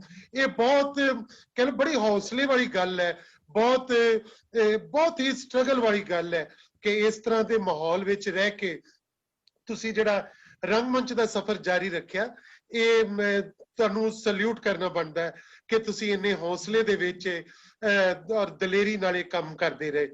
ਫਿਰ ਜਦੋਂ ਤੁਸੀਂ ਕਲਾਕ੍ਰਿਤੀ ਪਟਿਆਲਾ ਆਪਣਾ ਥੀਏਟਰ ਗਰੁੱਪ ਬਣਾ ਲਿਆ, ਫਿਰ ਕਿਸ ਤਰ੍ਹਾਂ ਦੇ, ਫਿਰ ਤੁਸੀਂ ਬਤੌਰ ਨਿਰਦੇਸ਼ਕਾ ਦੇ ਤੌਰ ਤੇ ਤੁਸੀਂ ਕੰਮ ਕਰਨਾ ਸ਼ੁਰੂ ਕੀਤਾ, ਜਾਂ ਤੁਸੀਂ ਕਿਸ ਤਰ੍ਹਾਂ ਫਿਰ ਸਿਰਫ ਐਕਟਰ ਹੀ ਰਹੇ ਤੇ ਕੋਈ ਹੋਰ ਡਾਇਰੈਕਟ ਕਰਦਾ ਰਿਹਾ? ਇਸ ਤਰ੍ਹਾਂ ਜੀ, ਉਸ ਤੋਂ ਮਤਲਬ ਮੈਨੂੰ ਇੰਨੀ ਸਮਝ ਹੀ ਨਹੀਂ ਸੀਗੀ, ਕਿਉਂਕਿ ਮੈਂ ਜਿਵੇਂ ਤੁਸੀਂ ਕਿਹਾ ਕਿ ਇੱਕ ਸਟਰਗਲ 'ਚ ਸੀਗੀ। ਔਰ ਉਹਨਾਂ ਦਿਨਾਂ 'ਚ ਚਾਅ ਹੀ ਬੜਾ ਹੁੰਦਾ ਸੀ ਕਿ ਅੱਜ ਮੈਂ ਨਾਟਕ ਕਰਨਾ, ਡਰਾਮਾ ਕਰਨਾ। ਰਿਹਰਸਲ ਤੇ ਵੀ ਜਾਣਾ ਤੇ ਘਰਦਿਆਂ ਨੂੰ ਕਈ ਵਾਰੀ ਦੱਸਣਾ, ਕਈ ਵਾਰੀ ਨਾ ਦੱਸਣਾ, ਬੱਚੇ ਵੀ ਘਰ ਨੌਕਰਾਂ ਕੋਲ ਛੱਡ ਕੇ ਜਾਣਾ ਤੇ ਉਸ ਤਰ੍ਹਾਂ ਕਰਨਾ। ਤਾਂ ਪਹਿਲਾਂ ਤਾਂ ਸ਼ੁਰੂ 'ਚ ਮੈਂ ਸਾਰਿਆਂ ਦੇ ਨਾਲ ਹੀ ਕੀਤਾ ਤੇ ਸਾਰਿਆਂ ਦੀ ਨਿਰਦੇਸ਼ਨਾ ਥੱਲੇ, ਮੋਹਨ ਕੰਬੋਜ ਜੀ, ਪ੍ਰੇਮ ਹਾਂਡਾ ਜੀ ਔਰ ਗੁਲਜ਼ਾਰ ਪੁਆਰ ਜੀ ਵੀ, ਕਿਉਂਕਿ ਜਦ ਇੱਕ ਵਾਰੀ ਮੇਰੇ ਖਿਆਲ 96 'ਚ ਜਾਂ ਕਿਤੇ ਉਹਨਾਂ ਨੇ ਦਲਦਲ ਪਲੇ ਕੀਤਾ ਸੀਗਾ, ਜਿਹੜਾ ਕਜ਼ਾਕ ਸਾਹਿਬ ਨੇ ਪਾਵਰ ਆਫ ਡਾਰਕਨੈਸ ਟੋਲਸਟਾਏ ਹੋਰਾਂ ਦਾ ਟ੍ਰਾਂਸਲੇਟ ਕੀਤਾ ਸੀਗਾ। ਤੇ ਜਦੋਂ ਮੈਂ ਕਲਾਕ੍ਰਿਤੀ ਬਣਾਈ 1986 'ਚ, ਤਾਂ ਮੈਂ ਉਸ ਟਾਈਮ ਸਭ ਤੋਂ ਪਹਿਲਾਂ ਇੱਕ ਮੇਰੇ ਦਿਲ 'ਚ ਤੇ ਦਿਮਾਗ 'ਚ ਆਇਆ ਤੇ ਵਿਡੋਹੁੱਡ ਤੇ ਨਾਟਕ ਕੀਤਾ ਜਾਏ, ਕਿਉਂਕਿ ਪਤਾ ਨਹੀਂ ਕਿਉਂ ਮੇਰੇ ਦਿਮਾਗ 'ਚ ਇਹੀ ਹੈ ਕਿੱਲੀ ਫਸੀ ਹੋਈ ਕਿ ਜਿਹੜਾ ਵੀ ਨਾਟਕ ਹੁੰਦਾ ਜਦੋਂ ਅਸੀਂ ਮੰਚ ਤੇ ਕਰਦੇ ਆ, ਉਸ ਦਾ ਮਤਲਬ ਹੈ ਕਿ ਜਿੰਨੇ ਸਾਹਮਣੇ ਬੈਠੇ ਨੇ ਉਹਨਾਂ ਦੇ ਤੁਸੀਂ ਇੱਕ ਆਈਡਲ ਹੋ ਜਾਂਦੇ ਹੋ, ਉਹ ਤੁਹਾਡੇ ਕਿਰਦਾਰ ਨੂੰ ਜੀਣ ਲੱਗ ਜਾਂਦੇ ਨੇ। ਤੇ ਕਿਉਂ ਨਾ ਅਸੀਂ ਸਮਾਜ ਸੁਧਾਰ ਦੇ ਨਾਟਕ ਕਰੀਏ, ਔਰਤਾਂ ਦੀ ਜੂਨ ਨੂੰ ਸੁਧਾਰਨ ਵਾਲੇ ਨਾਟਕ ਕਰੀਏ, ਜਾਂ ਯੂਥ ਨੂੰ ਬਚਾਉਣ ਵਾਲੇ ਨਾਟਕ ਕਰੀਏ। ਤੇ ਮੈਂ ਸਭ ਤੋਂ ਪਹਿਲਾਂ ਵਿਡੋਹੁੱਡ ਤੇ ਇੱਕ ਪਲੇ ਕੀਤਾ ਸੀਗਾ ਜਿਹੜਾ ਕਜ਼ਾਕ ਸਾਹਿਬ ਨੇ ਲਿਖਿਆ ਸੀਗਾ, ਕੰਧਾਂ ਤੋਂ ਬਿਨਾਂ ਦੇ ਨਾਮ ਥੱਲੇ। ਤੇ 1989 ਚ ਮੈਂ ਉਹ ਦਿੱਲੀ ਕੀਤਾ ਜੀ, ਤੇ ਉਸ ਦਾ ਬਹੁਤ ਵੱਡਾ ਅਪਲਾਸ ਮਿਲਿਆ ਔਰ ਬਹੁਤ ਹੀ ਵੱਡਾ ਹੁੰਗਾਰਾ ਮਿਲਿਆ। ਪਹਿਲਾਂ ਮੈਂ ਉਹ ਨਾਟਕ ਬਿਜਲੀ ਬੋਰਡ ਵੱਲੋਂ ਕੀਤਾ, ਕਿਉਂਕਿ ਉੱਥੇ ਇੰਟਰਨੈਸ਼ਨਲ ਟ੍ਰੇਡ ਫੇਅਰ ਚ ਜਿਹੜਾ ਪੰਜਾਬ ਦਾ ਪੈਵਿਲੀਅਨ ਹੁੰਦਾ ਉਹਦੇ ਚ ਇੱਕ ਸਾਨੂੰ ਵੀ 2 ਦਿਨ ਕਲਚਰ ਪ੍ਰੋਗਰਾਮ ਕਰਨ ਦਾ ਮੌਕਾ ਦਿੱਤਾ ਜਾਂਦਾ। ਪਰ ਮੈਨੂੰ ਇੰਨੀ ਉਹ ਲਗਨ ਸੀਗੀ ਇਸ ਦੇ ਬਾਰੇ, ਥੀਏਟਰ ਬਾਰੇ, ਕਿ ਭੰਗੜਾ ਗਿੱਧਾ ਕੱਟ ਕੇ, ਜੁਗਨੀ ਮਾਈ ਆਈਏ ਉਹ ਕੱਟ ਕੇ ਮੈਂ ਜੀ ਪਹਿਲੇ ਦਿਨ ਆਪਣਾ ਪਲੇ ਰੱਖ ਦਿੱਤਾ। ਤੇ ਉੱਥੇ ਪੰਜਾਬ ਪੈਵਿਲੀਅਨ ਦੇ ਹੈਡ ਵੀ ਕਹਿਣ ਲੱਗੇ ਸਾਨੂੰ ਕਿ ਪਰਮਿੰਦਰ ਇਹ ਤੁਹਾਡਾ ਸੀਰੀਅਸ ਨੇਚਰ ਦਾ ਪਲੇ ਹੈ, ਪਲੀਜ਼ ਨਾ ਕਰੋ, ਫਲॉप ਹੋ ਜਾਓਗੇ, ਤੁਸੀਂ ਖਤਮ ਹੋ ਜਾਓਗੇ, ਪਹਿਲੀ ਵਾਰੀ ਤੁਸੀਂ ਦਿੱਲੀ ਚ ਆਏ ਹੋ ਔਰ ਪਹਿਲੀ ਵਾਰੀ ਇਹ ਕਰੋਗੇ। 86 ਦੀ ਗੱਲ ਹੈ। ਤੇ ਮੈਂ ਕਿਹਾ ਵੀ ਅਸੀਂ ਤਾਂ ਇਹੀ ਕਰਨਾ ਜੀ। ਮੈਂ ਕੀਤਾ ਤੇ ਜਦੋਂ ਸ਼ਾਮੀ ਅਸੀਂ ਪਲੇ ਕਰਕੇ ਉਹ ਉੱਥੇ ਗਏ ਤਾਂ ਸਾਰੀ ਕਾਸਟ ਦਾ ਮੂੰਹ ਟੇਢਾ। ਉਹ ਕਹਿਣ ਜੀ ਸਾਨੂੰ ਭੰਗੜੇ ਵਾਲਿਆਂ ਨੂੰ ਕਿਉਂ ਲਿਆਂਦਾ, ਗਿੱਧੇ ਵਾਲਿਆਂ ਨੂੰ ਕਿਉਂ ਲਿਆਂਦਾ। ਫਿਰ ਅਗਲੇ ਦਿਨ ਮੈਂ ਉਹਨਾਂ ਦਾ ਪ੍ਰੋਗਰਾਮ ਕਰਾਇਆ, but it was a very successful show, very successful. ਪੂਰਾ ਆਡੀਟੋਰੀਅਮ ਫੁੱਲ ਸੀਗਾ, ਜਿੰਨੇ ਅਖਬਾਰਾਂ ਵਾਲੇ ਆਏ, ਐਡੀਟਰਸ ਆਏ, ਦੂਸਰੇ ਆਏ, ਉਹ ਖੜੇ ਹੋ ਕੇ ਦਰਵਾਜ਼ਿਆਂ 'ਚ ਪਲੇ ਦੇਖ ਕੇ ਗਏ। ਤੇ ਅਗਲੇ ਦਿਨ ਉਹਨਾਂ ਨੇ ਬਹੁਤ ਸੋਹਣੀ ਕਵਰੇਜ ਦਿੱਤੀ, 1.5 2 ਪੇਜ। ਔਰ ਜਿਹੜਾ ਕਿਰਦਾਰ ਮੈਂ ਰਾਣੋ ਦਾ ਕਰ ਰਹੀ ਸੀ, ਇੱਕ ਵਿਡੋ ਔਰਤ ਦਾ, ਉਹਨੂੰ ਹਾਊ ਦ ਸੋਸਾਇਟੀ ਟ੍ਰੀਟਸ, ਉਹ ਉਹਨਾਂ ਵਾਸਤੇ ਇੱਕ ਵਸਤੂ ਹੈ। ਜਿਵੇਂ ਭਰਾ ਦੀ ਜ਼ਮੀਨ ਕਿਧਰੇ ਨਹੀਂ ਜਾਣ ਦੇਣਾ ਚਾਹੁੰਦੇ, ਉਵੇਂ ਭਰਾ ਦੀ ਔਰਤ ਨੂੰ ਵੀ ਕਿਧਰੇ ਨਹੀਂ ਜਾਣ ਦੇਣਾ ਚਾਹੁੰਦੇ। ਵੀ ਉਹ ਆਪਣੇ ਦਮਖਮ ਤੇ ਕਰਦੀ ਹੈ ਕੁਛ, ਜਾਂ ਜ਼ਮੀਨ ਵਾਂਦੀ ਹੈ, ਆਪਣੀ ਖੇਤੀਬਾੜੀ ਆਪ ਕਰਦੀ ਹੈ, ਆਪਣੇ ਪੈਰਾਂ ਤੇ ਹੋਣਾ ਚਾਹੁੰਦੀ ਹੈ, ਤਾਂ ਉਸ ਦੇ ਵਾਸਤੇ ਕਿਹੋ ਜਿਹੀਆਂ ਅਵਾਈਆਂ, ਕਿਹੋ ਜਿਹੀਆਂ ਗਲਤ ਗੱਲਾਂ ਕੀਤੀਆਂ ਜਾਂਦੀਆਂ ਨੇ, ਯੂ ਕੈਨਟ ਇਮੇਜਿਨ। ਤੇ ਅਖੀਰ ਚ ਉਹਦਾ ਸਾਥ ਕੌਣ ਦਿੰਦਾ? ਕੋਈ ਨਹੀਂ ਦਿੰਦਾ, ਸਿਰਫ ਉਹਦਾ ਇੱਕ ਸੀਰੀ ਹੁੰਦਾ ਔਰ ਸਾਰੇ ਦਾ ਸਾਰਾ ਪਿੰਡ ਉਹਦੇ ਖਿਲਾਫ ਹੁੰਦਾ। ਜਦੋਂ ਅਸੀਂ ਇਹ ਪਲੇ ਦਿੱਲੀ ਕੀਤਾ ਸੀਗਾ ਇੰਟਰਨੈਸ਼ਨਲ ਟ੍ਰੇਡ ਫੇਅਰ ਚ, ਤਾਂ ਬਹੁਤ ਅਪਲਾਸ ਮਿਲਿਆ, ਬਹੁਤ ਹੀ ਅੱਛਾ ਲੱਗਿਆ ਕਿ ਅਸੀਂ ਕੁਛ ਕੀਤਾ। ਉਸ ਤੋਂ ਬਾਅਦ ਫਿਰ ਮੈਂ ਪੰਜਾਬੀ ਅਕੈਡਮੀ ਦਿੱਲੀ ਚ ਕੀਤਾ। ਇਹ ਟ੍ਰੇਡ ਫੇਅਰ ਚ ਕਿਹੜੇ ਸਾਲ ਕੀਤਾ ਸੀ ਤੁਸੀਂ? ਇਹ ਮੈਂ ਕੀਤਾ ਜੀ 89 ਪੰਜਾਬੀ ਅਕੈਡਮੀ ਚ। ਪਹਿਲਾਂ ਮੈਂ 86 ਚ ਕੀਤਾ, ਫਿਰ ਮੈਂ 89 ਚ ਕੀਤਾ। ਉਸ ਤੋਂ ਬਾਅਦ ਕਜ਼ਾਕ ਸਾਹਿਬ ਨੇ ਇੱਕ ਹੋਰ ਪਲੇ ਲਿਖਿਆ ਗਾਡੀ ਲੋਹਾਰਾਂ ਦੇ ਉੱਤੇ, ਜ਼ਗੀਰਦਾਰੀ ਫਿਊਡਲ ਸਿਸਟਮ ਤੇ ਹੀ ਹੈ ਜੀ, ਉਹ ਵੀ ਉਧਾਰੀ ਕੁੱਖ ਜੀ। ਤੇ ਉਹ ਫਿਰ ਮੈਂ, ਮੇਰਾ ਖਿਆਲ ਹੈ 91 ਕੇ 93 ਚ ਮੈਂ ਲੈ ਕੇ ਗਈ, ਜਦੋਂ ਤੁਸੀਂ ਪਰਛਾਵੇਂ ਪਲੇ ਲੈ ਕੇ ਗਏ ਸੀਗੇ ਜੀ। ਜੀ ਜੀ। ਤੇ ਜਦੋਂ ਅਸੀਂ ਉੱਥੇ ਭਾਜੀ ਦਿੱਲੀ ਗਏ ਤਾਂ ਤੁਹਾਡਾ ਪਲੇ ਹੋ ਚੁੱਕਿਆ ਸੀਗਾ। ਹਾਂਜੀ। ਤੇ ਉਸ ਤੋਂ ਇੱਕ ਦਿਨ ਬਾਅਦ ਕੋਈ ਹੋਰ ਪਲੇ ਹੋ ਰਿਹਾ ਸੀਗਾ। ਅਸੀਂ ਉਤਰੇ ਤਾਂ ਸਾਨੂੰ ਕੋਈ ਰਿਕੋਗਨਾਈਜ਼ ਹੀ ਨਾ ਕਰੇ, ਅਸੀਂ ਕਦੀ ਕਿਸੇ ਕੋਲ ਜਾਈਏ ਜੀ ਅਸੀਂ ਕਿੱਥੇ ਜਾਣਾ ਹੈ, ਅਸੀਂ ਕੀ ਕਰਨਾ ਹੈ, ਤੇ ਇੱਥੇ ਕਿਹੜਾ ਪਲੇ ਹੋ ਗਿਆ, ਕਿਹੜਾ ਹੋਣਾ। ਉਹ ਬਸ ਇੱਕੋ ਹੀ ਗੱਲ ਕਰ, ਓਹੋ ਧਾਲੀਵਾਲ ਨੇ ਤਾਂ ਨਾ ਜੀ ਕਮਾਲ ਕਰਤੇ, ਉਹਨੇ ਤਾਂ ਟੈਕਨੀਕਲੀ ਕੁਛ ਛੱਡਿਆ ਹੀ ਨਹੀਂ ਪਿੱਛੇ, ਉਹਦਾ ਤਾਂ ਬਹੁਤ ਅੱਛਾ, ਬਹੁਤ ਹੀ ਵਧੀਆ। ਅਸੀਂ ਜਿਉਂ ਡਰੇ, ਜਿੰਨੇ ਡਰੇ, ਕੁਛ ਕਹਿਣ ਦੀ ਹੱਦ ਨਹੀਂ। ਜਿਹੜੀਆਂ ਲਾਈਨਾਂ ਨਹੀਂ ਸੀ ਯਾਦ ਉਹ ਵੀ ਯਾਦ ਕੀਤੀਆਂ। ਪਰ ਸਾਡੇ ਉਹ ਪਲੇ ਦੀ ਸਕਸੈਸ ਦਾ ਕਾਰਨ ਸੀਗਾ ਜੀ ਸਾਡਾ ਮਿਊਜ਼ਿਕ ਬਹੁਤ ਪਾਵਰਫੁਲ ਸੀਗਾ ਜੀ। ਅਤੇ ਉਸ ਤੋਂ ਜਿਹੜਾ ਸਿੰਗਰ ਸੀਗਾ ਉਹ ਬਹੁਤ ਅੱਛਾ ਗਾਉਂਦਾ ਸੀਗਾ ਔਰ ਡੈਡੀਕੇਸ਼ਨ ਨਾਲ ਗਾਉਂਦਾ ਸੀਗਾ। ਤੇ ਉਸ ਤੋਂ ਫਿਰ ਸਾਡੇ ਪਲੇ ਨੂੰ ਮਿਊਜ਼ਿਕ ਦਾ, ਸਕ੍ਰਿਪਟ ਦਾ, ਕਜ਼ਾਕ ਸਾਹਿਬ ਦੀ ਸਕ੍ਰਿਪਟ ਸੀ, ਤੇ ਇਸ ਤਰ੍ਹਾਂ ਕਈ ਇਨਾਮ ਮਿਲੇ ਸੀਗੇ ਪੰਜਾਬੀ ਅਕੈਡਮੀ ਤੋਂ। ਜੀ ਜੀ ਜੀ ਜੀ, ਨੇ ਬਹੁਤ ਅੱਛਾ ਲੱਗਿਆ। ਜੀ ਬਹੁਤ ਜ਼ਬਰਦਸਤ ਗੱਲ ਹੈ। ਇਹ ਫਿਰ ਤੁਹਾਡਾ ਰੁਝਾਨ ਹੋ ਗਿਆ ਕਿ ਹਾਂ ਹੁਣ ਮੈਂ ਨਾਟਕ ਡਾਇਰੈਕਟ ਕਰ ਸਕਦੀ ਹਾਂ ਤੇ ਮੈਂ ਨਾਟਕਾਂ ਦੀ ਡਾਇਰੈਕਸ਼ਨ ਕਰਾਂ। ਫਿਰ ਤੁਸੀਂ ਸਕ੍ਰਿਪਟਾਂ ਚੁਣਨ ਲੱਗੇ, ਫਿਰ ਕੀ ਸਾਹਮਣੇ ਦੇਖਦੇ ਸੀ ਵੀ ਏਦਾਂ ਦਾ ਨਾਟਕ ਹੋਵੇ ਤਾਂ ਹੀ ਸਫਲ ਹੋ ਸਕਦਾ ਹੈ? ਭਾਜੀ ਸਫਲ ਤੇ ਅਸਫਲ ਦਾ ਹੀ ਕਦੀ ਮੈਂ ਕੋਈ ਉਹ ਨਹੀਂ ਰੱਖੀ ਜੀ। ਪਰ ਮੈਨੂੰ ਇਹ ਜ਼ਰੂਰ ਹੁੰਦਾ ਹੈ ਕਿ ਜਿਹੜਾ ਨਾਟਕ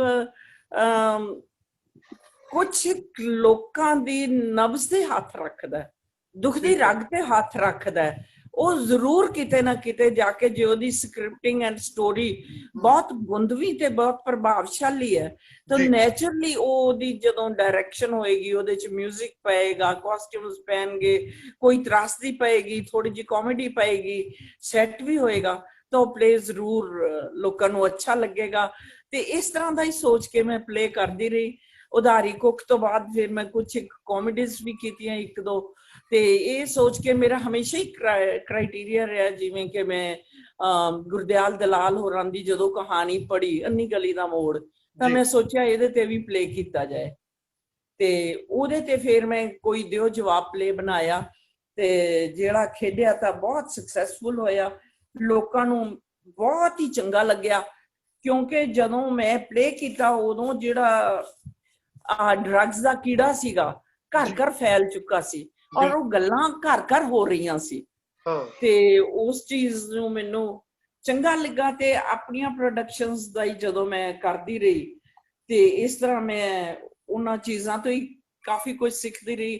ਕਿਉਂਕਿ ਗੁਰਦਿਆਲ ਦਲਾਲ ਜੀ ਨੂੰ ਮੈਂ ਬੁਲਾਇਆ ਪਟਿਆਲੇ ਵਾਲੇ ਸ਼ੋਅ 'ਚ, ਤੇ ਉਹਨਾਂ ਨੇ ਜਦੋਂ ਪਲੇ ਦੇਖਿਆ ਤਾਂ ਮੈਂ ਉਸ ਤੋਂ ਬਾਅਦ ਸਟੇਜ ਤੇ ਬੁਲਾਇਆ, ਪਰ he couldn't speak, he kept silent।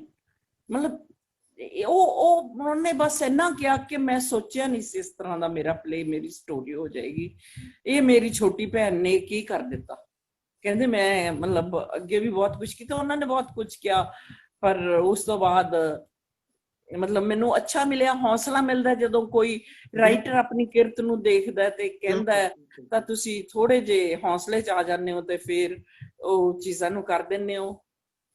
ਤੇ ਇੱਥੇ ਮੈਂ ਇਹੀ ਕਹਿਣਾ ਚਾਹਾਂਗੀ ਭਾਜੀ, ਜਿਹੜੀ ਡਿਜ਼ਾਈਨਿੰਗ ਹੈ ਸੈੱਟ ਦੀ ਸਟੇਜ ਦੀ, ਉਹਦੇ 'ਚ ਮੈਂ ਨਹੀਂ ਆ, ਮੈਂ ਸਿਰਫ ਰੀਅਲਿਸਟਿਕ ਫਾਰਮ 'ਚ ਜੇ ਘਰ ਜੇ ਕੁਝ ਵੀ ਹੈ ਤਾਂ ਉਸ ਤਰ੍ਹਾਂ ਦਾ ਕਰਕੇ ਸਿੱਧਾ ਸਾਦਾ ਪਲੇ ਕਰ ਦਿੰਦੀ ਹਾਂ, ਜਿਹੜਾ ਲੋਕਾਂ ਨੂੰ ਬਹੁਤ ਹੀ ਚੰਗਾ ਲੱਗਦਾ।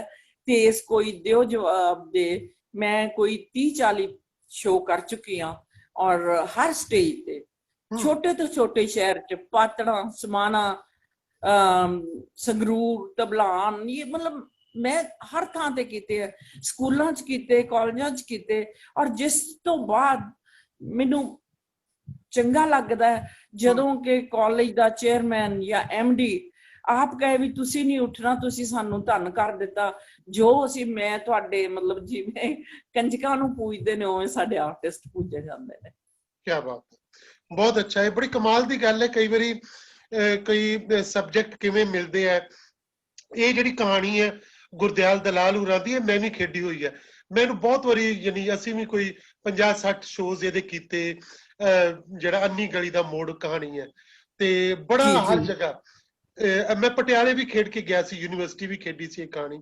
ਸੋ ਬਹੁਤ ਸਾਰੇ ਇਹਦੇ ਬੜਾ ਹੀ ਹਮੇਸ਼ਾ ਬੜਾ ਚੰਗਾ ਰਿਸਪੌਂਸ ਮਿਲਿਆ ਜਦੋਂ ਵੀ। ਉਹ ਬੜੀ ਤਾਕਤਵਰ ਕਹਾਣੀ ਕਹਿ ਲਓ, ਬਹੁਤ ਹੀ ਸਟਰੋਂਗ ਕਹਾਣੀ ਹੈ ਗੁਰਦਿਆਲ ਦਲਾਲ ਹੋਰਾਂ ਦੀ। ਬਿਲਕੁਲ ਭਾਜੀ, ਕਈਆਂ ਸਟੋਰੀਆਂ 'ਚ ਇੰਨਾ ਮਤਲਬ ਜਦੋਂ ਤੁਹਾਡੀ ਮਤਲਬ ਤੁਸੀਂ ਉਸ ਦੀ ਜਿਹੜੀ ਸਚਾਈ ਹੈ ਸਟੋਰੀ ਦੀ, ਜਿਹੜਾ ਉਹਦਾ ਮੈਟਰ ਹੈ, ਜਿਹੜਾ ਉਹਦਾ ਸਟਿੰਗ ਹੈ, ਇੱਕ ਡੰਗ ਹੈ ਸਟੋਰੀ ਦਾ, ਉਹ ਤੁਸੀਂ ਸਧਾਰਨ ਤੌਰ ਤੇ ਵੀ ਇੱਕ ਫੈਮਿਲੀ 'ਚ ਜਦੋਂ ਬੱਚੇ ਛੋਟੇ ਨੇ ਇਹਦੇ ਵਿੱਚ ਜੀ, ਉਦੋਂ ਆਪਣੀ ਮਾਂ ਨੂੰ ਪੂਜਦੇ ਨੇ, ਕਹਿੰਦੇ ਤੂੰ ਰੱਬ ਹੈ। ਤੇ ਜਦੋਂ ਉਹ ਵੱਡੇ ਹੋ ਜਾਂਦੇ ਨੇ, ਜਦੋਂ ਉਹਨਾਂ ਤੋਂ ਆਸ ਰੱਖਦੀ ਹੈ, ਇੰਜੀਨੀਅਰਿੰਗ ਕਾਲਜ 'ਚ ਮੁੰਡਾ ਚਲਾ ਜਾਂਦਾ ਹੈ, ਤਾਂ ਉਹਨੂੰ ਕਿਸ ਤਰ੍ਹਾਂ ਦੀ ਲੈਂਗੁਏਜ ਨਾਲ ਮਿਲਦਾ, ਕਿਸ ਤਰ੍ਹਾਂ ਦੀਆਂ ਗੱਲਾਂ ਕਰਦਾ, ਮਤਲਬ ਵੀ ਤੂੰ ਆਪਣੀ ਤਨਖਾਹ ਵੀ ਲਿਆ ਕੇ ਮੇਰੇ ਹੱਥ ਤੇ ਰੱਖਿਆ ਕਰ, ਤੈਨੂੰ ਪਤਾ ਨਹੀਂ ਵੀ ਡੈਡੀ ਦੇ ਮਰਨ ਤੋਂ ਬਾਅਦ ਮੈਂ ਇਸ ਘਰ ਦਾ ਵਾਰਿਸ ਹਾਂ, ਤੂੰ ਜਿੱਥੇ ਮਰਜੀ ਜਾ, ਤੇਰੇ ਕੋਲ ਜੋ ਮਰਜੀ ਆਏ, ਮੈਨੂੰ ਤਾਂ ਸਿਰਫ ਪੈਸਾ ਚਾਹੀਦਾ, ਪੈਸਾ। ਮਤਲਬ क्या ट्रांसफॉर्मेशन हो जाती है कि बंदे रिकॉग्नाइज नहीं करते मावां नू किस तरह है। क्योंकि सीचेवाल साहब ने भी मेरा प्ले कराया सीगा, ਅਸੀਂ ਸੀਚੇਵਾਲ ਜਾ ਕੇ ਕੀਤਾ ਸੀਗਾ। ਔਰ ਤੁਸੀਂ ਯਕੀਨ ਮੰਨਿਓ ਉੱਥੋਂ 2-3 ਕੁੜੀਆਂ ਨੂੰ ਕੀ ਲੈ ਕੇ ਰੋ ਰਹੀਆਂ ਸੀ, ਤਕਰੀਬਨ ਬੇਹੋਸ਼ ਜੀਆਂ ਸੀ, ਚੁੱਕ ਕੇ ਬਾਹਰ ਲਿਜਾਇਆ ਗਿਆ। ਔਰ ਅਸੀਂ ਇੱਕ ਥੜੇ ਤੇ ਦੁਪਹਿਰ ਦੇ 12 ਵਜੇ ਇਹ ਪਲੇ ਕੀਤਾ ਸੀਗਾ, ਇੱਕ ਥੜੇ ਤੇ।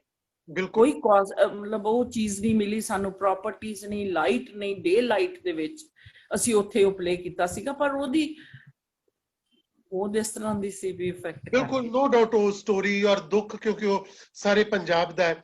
ਅੱਛਾ, ਮੈਂ ਇਹ ਨਾਟਕ ਜਿਹੜਾ ਸਿਰਫ 2 ਕਲਾਕਾਰਾਂ ਨਾਲ ਹੀ ਕਰਦਾ, ਮਾਂ ਤੇ ਪੁੱਤ ਦੇ ਨਾਲ ਹੀ। ਜੇ ਸਾਰਾ ਜਿਹੜਾ ਪਲੇ ਆ ਉਹ 'ਚ 2 ਹੀ ਕਰੈਕਟਰ ਹੈ ਜਿਹੜੇ ਇਹ ਕਹਾਣੀ ਨੂੰ ਬਿਆਨ ਕਰਦੇ ਤੇ ਗੱਲ ਕਰਦੇ, ਜਿਵੇਂ ਸਾਰਾ ਪਲੇ ਕਰ ਲੈਂਦੇ ਹੋ। ਜੀ ਜੀ, ਮੈਂ 4 ਨਾਲ ਕਰਦੀ ਆ ਕਿਉਂਕਿ ਲੜਕਾ ਤੇ ਜਿਹੜਾ ਉਹਦਾ ਦੋਸਤ ਹੈ, ਲੜਕੀ ਜਦੋਂ ਹੈ ਨਾ, ਲੜਕੀ ਵੀ ਜਦੋਂ ਪਾਰਟੀਆਂ ਤੋਂ ਆਉਂਦੀ ਹੈ, ਡਰਿੰਕ ਕਰਕੇ ਆਉਂਦੀ ਆ, ਤਾਂ ਉਹ ਵੀ ਮੈਂ ਕਿਹਾ ਪੰਜਾਬ 'ਚ ਅਸੈਪਟ ਕਰਨ ਨਾ ਕਰਨ, ਪਰ ਮੈਂ ਮਿਨੀ ਸਕਰਟ ਤੇ ਇਹ ਉਹ ਕਰਕੇ ਸਾਰਾ ਮਤਲਬ ਉਸ ਤਰ੍ਹਾਂ ਕਰਤਾ ਸੀ ਜੀ। ਜੀ ਜੀ, ਨਹੀਂ ਇਹੀ ਤਾਂ ਥੀਏਟਰ ਦੀ ਖੂਬੀ ਹੈ ਕਿ ਤੁਸੀਂ ਇੱਕ ਨਾਟਕ ਨੂੰ ਕਿੰਨੀ ਤਰ੍ਹਾਂ ਕਿਸ ਰੂਪ ਵਿੱਚ ਪੇਸ਼ ਕਰ ਸਕਦੇ ਹੋ। ਥੀਏਟਰ ਹੀ ਹੈ ਜਿੱਥੇ ਤੁਸੀਂ ਮੈਕਸਿਮਮ ਜਿਹੜਾ ਕ੍ਰੀਏਟ ਕਰ ਸਕਦੇ ਹੋ। ਸੋ ਇਹੀ ਕ੍ਰੀਏਟੀਵਿਟੀ ਦਾ ਨਾਮ ਹੈ ਜਿਹੜਾ। ਅੱਛਾ, ਮੈਂ ਤੁਹਾਡੇ ਕੋਲ ਅੱਗੋਂ ਜਾਣਨਾ ਚਾਹਾਂਗਾ ਕਿ ਫਿਰ ਤੁਸੀਂ ਇਹ ਜਿਹੜੀ ਆਪਣੀ ਕਲਾਕ੍ਰਿਤੀ ਤੁਸੀਂ ਥੀਏਟਰ ਗਰੁੱਪ ਬਣਾਇਆ ਤੇ ਫਿਰ ਇਸ ਤਰ੍ਹਾਂ ਇਹ ਪਲੇਸ ਕੀਤੇ, ਫਿਰ ਇਹਦੇ ਦੌਰਾਨ ਕਿਸ ਤਰ੍ਹਾਂ ਦੇ ਤੁਸੀਂ ਆਪਣਾ ਮਾਈਕ ਔਨ ਕਰ ਲਿਓ, ਆਜੋ, ਠੀਕ ਹੋ ਗਿਆ, ਠੀਕ ਹੋ ਗਿਆ। ਤੇ ਫਿਰ ਕਿਸ ਤਰ੍ਹਾਂ ਦੇ ਸੰਘਰਸ਼ ਵਿੱਚੋਂ ਲੰਘਣਾ ਪਿਆ ਤੁਹਾਡੀ ਟੀਮ ਦਾ, ਤੁਹਾਡੇ ਨਾਲ ਰਿਸਪੌਂਸ, ਸਕ੍ਰਿਪਟਾਂ ਚੁਣਨੀਆਂ, ਸਕ੍ਰਿਪਟਾਂ ਨੂੰ ਡਾਇਰੈਕਟ ਕਰਨਾ, ਟੀਮ ਦੀ ਮੈਨੇਜਮੈਂਟ, ਫੰਡਿੰਗ ਸਾਰੀ ਜਿਹੜੀ, ਤੁਸੀਂ ਕਿੱਦਾਂ ਇੰਨਾ ਇਕੱਲੇ ਤੁਸੀਂ ਹੈਂਡਲ ਕਰਦੇ ਰਹੇ? ਭਾਜੀ ਪਹਿਲਾਂ ਤਾਂ ਗੱਲ ਇਹ ਹੈ ਕਿ ਜਿਵੇਂ ਮੇਰੇ ਫਾਦਰ ਸਾਹਿਬ ਹਮੇਸ਼ਾ ਮੈਨੂੰ ਕਹਿੰਦੇ ਰਹੇ ਬਈ ਇਹ ਕੰਜਰਾਂ ਦਾ ਕੰਮ ਹੈ, ਤੂੰ ਕੀ ਕਰਦੀ ਹੈ, ਇਹ ਉਹ। ਮਤਲਬ ਮੇਰੇ ਸਹੁਰੇ ਵੀ they didn't like it, ਕਿਸੇ ਨੇ ਮਿਲ ਨਹੀਂ ਆਉਣਾ ਵੀ ਉਹ ਤਾਂ ਹੁਣ ਟੀਵੀਆਂ ਤੇ ਜਾਂਦੀ ਹੈ, ਉਹ ਤਾਂ ਬਹੁਤ ਵੱਡੀ ਹੋ ਗਈ, ਇਹ ਉਹ। ਤੇ ਭਾਜੀ ਕੁਛ ਇੱਕ ਪੌਜ਼ਸ ਵੀ ਆਉਂਦੇ ਰਹੇ ਨੈਚੁਰਲੀ, ਹੈ ਨਾ, ਫੈਮਿਲੀ 'ਚ ਬੱਚਿਆਂ ਦੇ ਨਾਲ ਫਿਰ ਰਹਿਣਾ ਜ਼ਰੂਰੀ ਸੀ। ਫਿਰ ਮੈਂ ਚੁੱਪ ਕਰਕੇ ਘਰੇ ਬੈਠ ਜਾਣਾ, ਠੰਡੀ ਜੀ ਹੋ ਜਾਣਾ। ਫਿਰ ਜਦੋਂ ਮਿਸਿਸ ਮਾਨ ਵਰਗਿਆਂ ਨੇ ਆਉਣਾ ਜਾਂ ਮੇਰੇ ਮਦਰ ਨੇ ਜਾਂ ਕਿਸੇ ਹੋਰ ਦਾ ਮੈਂ ਸ਼ੋਅ ਬਾਈ ਚਾਂਸ ਚੋਰੀ ਛੁਪੇ ਵੇਖ ਵੀ ਲੈਣਾ, ਉਹ ਚੰਗਿਆੜੀ ਜੀ ਫਿਰ ਭੜਕ ਜਾਣੀ ਕਿ ਨਹੀਂ ਨਹੀਂ ਨਹੀਂ ਮੈਂ ਤਾਂ ਕਰਨਾ ਹੈ, ਕੁਛ ਨਹੀਂ ਹੁੰਦਾ, ਇਹ ਕਰੋ ਉਹ ਕਰੋ।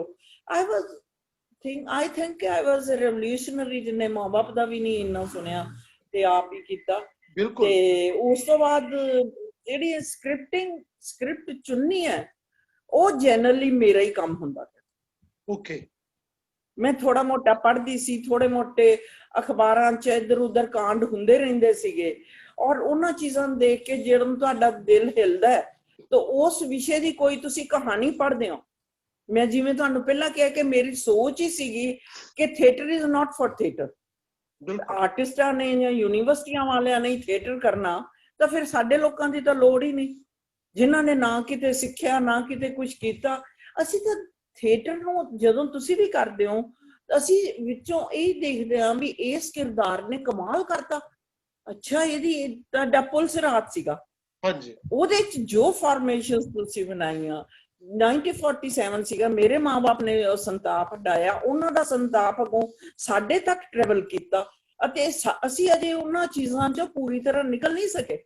ਸਾਡੇ ਬੱਚੇ ਚਾਹੇ ਉੱਡ ਰਹੇ ਨੇ, ਪਰ ਫਿਰ ਵੀ ਅਸੀਂ ਕਿਤੇ ਨਾ ਕਿਤੇ ਉਹਨਾਂ ਨੂੰ ਉਸੇ ਅੱਖ ਨਾਲ ਨਾ ਉੱਥੇ ਨਾ ਜਾਈ, ਉੱਥੇ ਝਗੜਾ ਹੋ ਜਾਏਗਾ, ਉੱਥੇ ਆ ਫਲਾਣੇ ਕਮਿਊਨਲ ਹਾਰਮਨੀ ਹੈ ਨਹੀਂ, ਉੱਥੇ ਉਹਨਾਂ ਨੇ ਆਹ ਕਹਿਤਾ ਉਹਨੇ ਆਹ ਕਹਿਤਾ, ਨਾ ਜੀ ਅਸੀਂ ਸਕੇਅਰਡ ਆ। ਜਿਵੇਂ ਸਾਡੀਆਂ ਬੇੜੀਆਂ ਲਹੂ ਦੀਆਂ ਭਰੀਆਂ ਆਈਆਂ, ਜਿਵੇਂ ਸਾਡੀਆਂ ਮਾਵਾਂ ਭੈਣਾਂ ਨੇ ਖੂਹਾਂ 'ਚ ਛਾਲਾਂ ਮਾਰੀਆਂ, ਜਿਹੜੀਆਂ ਨੰਗੇ ਤਾੜੇ ਇੱਥੇ ਪਹੁੰਚੀਆਂ, ਇੱਥੇ ਆ ਕੇ ਫਿਰ ਉਹਨਾਂ ਨੇ ਮਤਲਬ ਕਿਵੇਂ ਕੀਤਾ, ਕਿਵੇਂ ਨਹੀਂ, ਕਿਵੇਂ ਸੈੱਟ ਹੋਏ, ਬੜੀ ਮੁਸ਼ਕਲ ਦੀ ਤੇ ਬੜੀ ਔਖੀ ਗੱਲ ਆ। ਤੇ ਉਵੇਂ ਹੀ ਜਦੋਂ ਤੁਸੀਂ ਪੁਲਿਸ ਰਾਤ ਦੇ ਵਿੱਚ ਉਸ ਲੜਕੀ ਨੂੰ ਗਹਿਣੇ ਪਵਾਉਂਦੇ ਹੋ ਤੇ ਉਹਦੇ ਨਾਲ ਡਾਇਲੌਗ ਕਰਦੇ ਹੋ, ਕਦੀ ਉਹ ਆਉਂਦਾ ਕਦੀ ਉਹ ਆ ਜਾਂਦਾ ਸਿਪਾਹੀ ਪਾਕਿਸਤਾਨ ਵਾਲਾ, ਤਾਂ ਮੇਰਾ ਦਿਲ ਕੰਬਣ ਲੱਗ ਜਾਂਦਾ। ਮੈਂ ਕਹਿੰਦੀ ਇਹ ਕੁੜੀ ਕਿਤੇ ਨਾ ਜਾਏ, ਮਤਲਬ ਅੱਜ ਤੱਕ ਤੁਹਾਡਾ ਪਲੇ ਵੇਖਿਆ ਮੈਨੂੰ ਕਿੰਨਾ ਚਿਰ ਹੋ ਗਿਆ। ਤੇ ਇਸ ਤਰ੍ਹਾਂ ਹੀ ਜਦੋਂ ਮੈਂ ਮਤਲਬ ਸਕ੍ਰਿਪਟਸ ਦੀ ਸਿਲੈਕਸ਼ਨ ਕਰਦੀ ਹਾਂ ਤਾਂ ਉਹਦੇ ਵਿੱਚ ਮੇਰੇ ਵੱਲੋਂ ਹਰ ਵੇਲੇ ਇੱਕ ਚੀਜ਼ ਹੁੰਦੀ ਹੈ ਕਿ ਸਮਾਜ ਨੂੰ ਮੈਂ ਕੀ ਦਿਆਂਗੀ, ਇਹ ਨਾਟਕ ਖੇਡ ਕੇ ਸਮਾਜ ਨੂੰ ਮੈਂ ਕੀ ਦਿਆਂਗੀ। ਤੇ ਉਸ ਐਂਗਲ ਦੇ ਨਾਲ ਮੈਂ ਸਕ੍ਰਿਪਟਾਂ ਚੁਣਦੀ ਹਾਂ। ਜਿਵੇਂ ਹੁਣ ਚਿਤਰਾ ਜੀ ਦਾ ਨਾਵਲ ਸੀਗਾ ਗਿੱਲੀ ਗੱਡੂ, ਹਾਂ ਗਿੱਲੀ ਗੱਡੂ ਨਾਵਲ ਦੇ ਵਿੱਚ ਬਜ਼ੁਰਗਾਂ ਦੀ ਤਰਾਸਦੀ ਸੀ ਜੀ। ਉਹ ਨਾਵਲ ਛੋਟਾ ਹੀ ਹੈ ਪਰ ਥੋੜਾ ਟਫ ਹੈ, ਅੱਗੇ ਪਿੱਛੇ ਬਹੁਤ ਜਾਂਦਾ। ਹਾਂ ਬਿਲਕੁਲ ਬਿਲकुल। ਤੇ ਉਹਨੂੰ ਕਰਦੇ ਤੇ ਉਹ ਅੱਗੇ ਪਿੱਛੇ ਬਹੁਤ ਜਾਂਦਾ ਤੇ ਉਹ ਕਈ ਸਾਈਕੋਲੋਜੀਕਲ ਚੀਜ਼ਾਂ ਛੱਡ ਕੇ ਜਾਂਦਾ। ਹਾਂ ਜਦੋਂ ਵੀ ਇੱਕ ਥਾਂ ਤੋਂ ਦੂਸਰੀ ਥਾਂ ਤੇ ਸ਼ਿਫਟ ਕਰਦਾ ਕੁਛ ਨਾ ਕੁਛ ਪਿੱਛੇ ਸਾਈਕੋਲੋਜੀਕਲ, ਬਈ ਉਹ ਬੰਦਾ ਆਪਣੀ ਵਾਈਫ ਨੂੰ ਵੀ ਕਿਵੇਂ ਟਰੀਟ ਕਰਨਾ ਸੀ। ਉਹਦਾ ਬੇਟਾ ਹੌਸਟਲ ਗਿਆ ਸੀ ਤਾਂ ਉਹਨੇ ਉਹਦੇ ਸ਼ੱਕਰ ਪਾਰੇ ਤੇ ਅਚਾਰ ਲਵਾ ਲਏ ਸੀਗੇ। ਇਹ ਚੀਜ਼ਾਂ ਬੜੀਆਂ ਡੂੰਘੀਆਂ ਉਹ ਕਰਦੀਆਂ ਨੇ। ਪਰ ਫਿਰ ਵੀ ਮੈਂ ਲੱਗੀ ਰਹੀ ਸਾਲ ਦੇ ਵਿੱਚ ਮੈਂ ਉਹਦੀ ਸਕ੍ਰਿਪਟਿੰਗ ਕਰ ਰਹੀ। ਫਿਰ ਮੈਨੂੰ ਇਹ ਡਰ ਵੀ ਹੁਣ ਚਿਤਰਾ ਜੀ ਮੈਨੂੰ ਕਰ ਲੈਂਦੇ। ਇੱਕ ਦਿਨ ਚਿਤਰਾ ਜੀ ਊਸ਼ਾ ਗੰਗੂਲੀ ਜੀ ਕੋਲ ਸੀਗੇ ਕੋਲਕਾਤਾ, ਤਾਂ ਮੇਰਾ ਫੋਨ ਗਿਆ ਤੇ ਮੈਂ ਇਹਨਾਂ ਨੂੰ ਕਿਹਾ ਵੀ ਮੈਨੂੰ ਉਸ ਦੀ ਨਾ ਪਰਮਿਸ਼ਨ ਚਾਹੀਦੀ ਹੈ ਕਰਨ ਦੀ। ਇਹਨਾਂ ਨੇ 5-7 ਦਿਨ ਭੇਜੀ ਨਾ, ਮੈਂ ਫਿਰ 6-7-8 ਦਿਨ ਬਾਅਦ ਫਿਰ ਫੋਨ ਕੀਤਾ। फिर इन्होंने एक मैसेज कहते परमिंदर मेरे को व्हाट्सएप वगैरह कुछ नहीं आता, मैं तेरे को परमिशन दे रही हूँ। इन्होंने 1.5 लाइन दे विच लिख के कीता कि तू जैसे मर्जी जहां मर्जी चाहे करना तो कर सकती है। ते जदों मैं प्ले कीता भी, नाटक कीता भी, दिल्ली भी मैं 2 शो कीते हैं, पर पता नहीं की गल साडा कुछ की कहंदे ने ग्रह नहीं मिलते मेरे ते चित्रा जी दे, वो देखन नहीं आ सके। उन्होंने दोस्त, उन्होंने मित्र, उन्होंने होर सारे आए तो चित्रा जी ने मैनू फोन करके किया कि बहुत खूबसूरत प्ले था, मैंने देख। मैंने कहा मैम तुम तो आए नहीं। कहते अरे नहीं भाई, मेरे जो आए हुए थे उन्होंने मुझे बताया। तो उस दिन मैनू तसल्ली हुई कि मैं वाकया च कुछ थोड़ा मोटा करने के काबिल हाँ, क्योंकि वो नाटक की ਬਜ਼ੁਰਗਾਂ ਦੇ ਬਾਰੇ ਹੈ ਤੇ ਇੰਨੀ ਤਰਾਸਦੀ ਦੱਸਦਾ ਹੈਗਾ ਬਜ਼ੁਰਗਾਂ ਦੀ।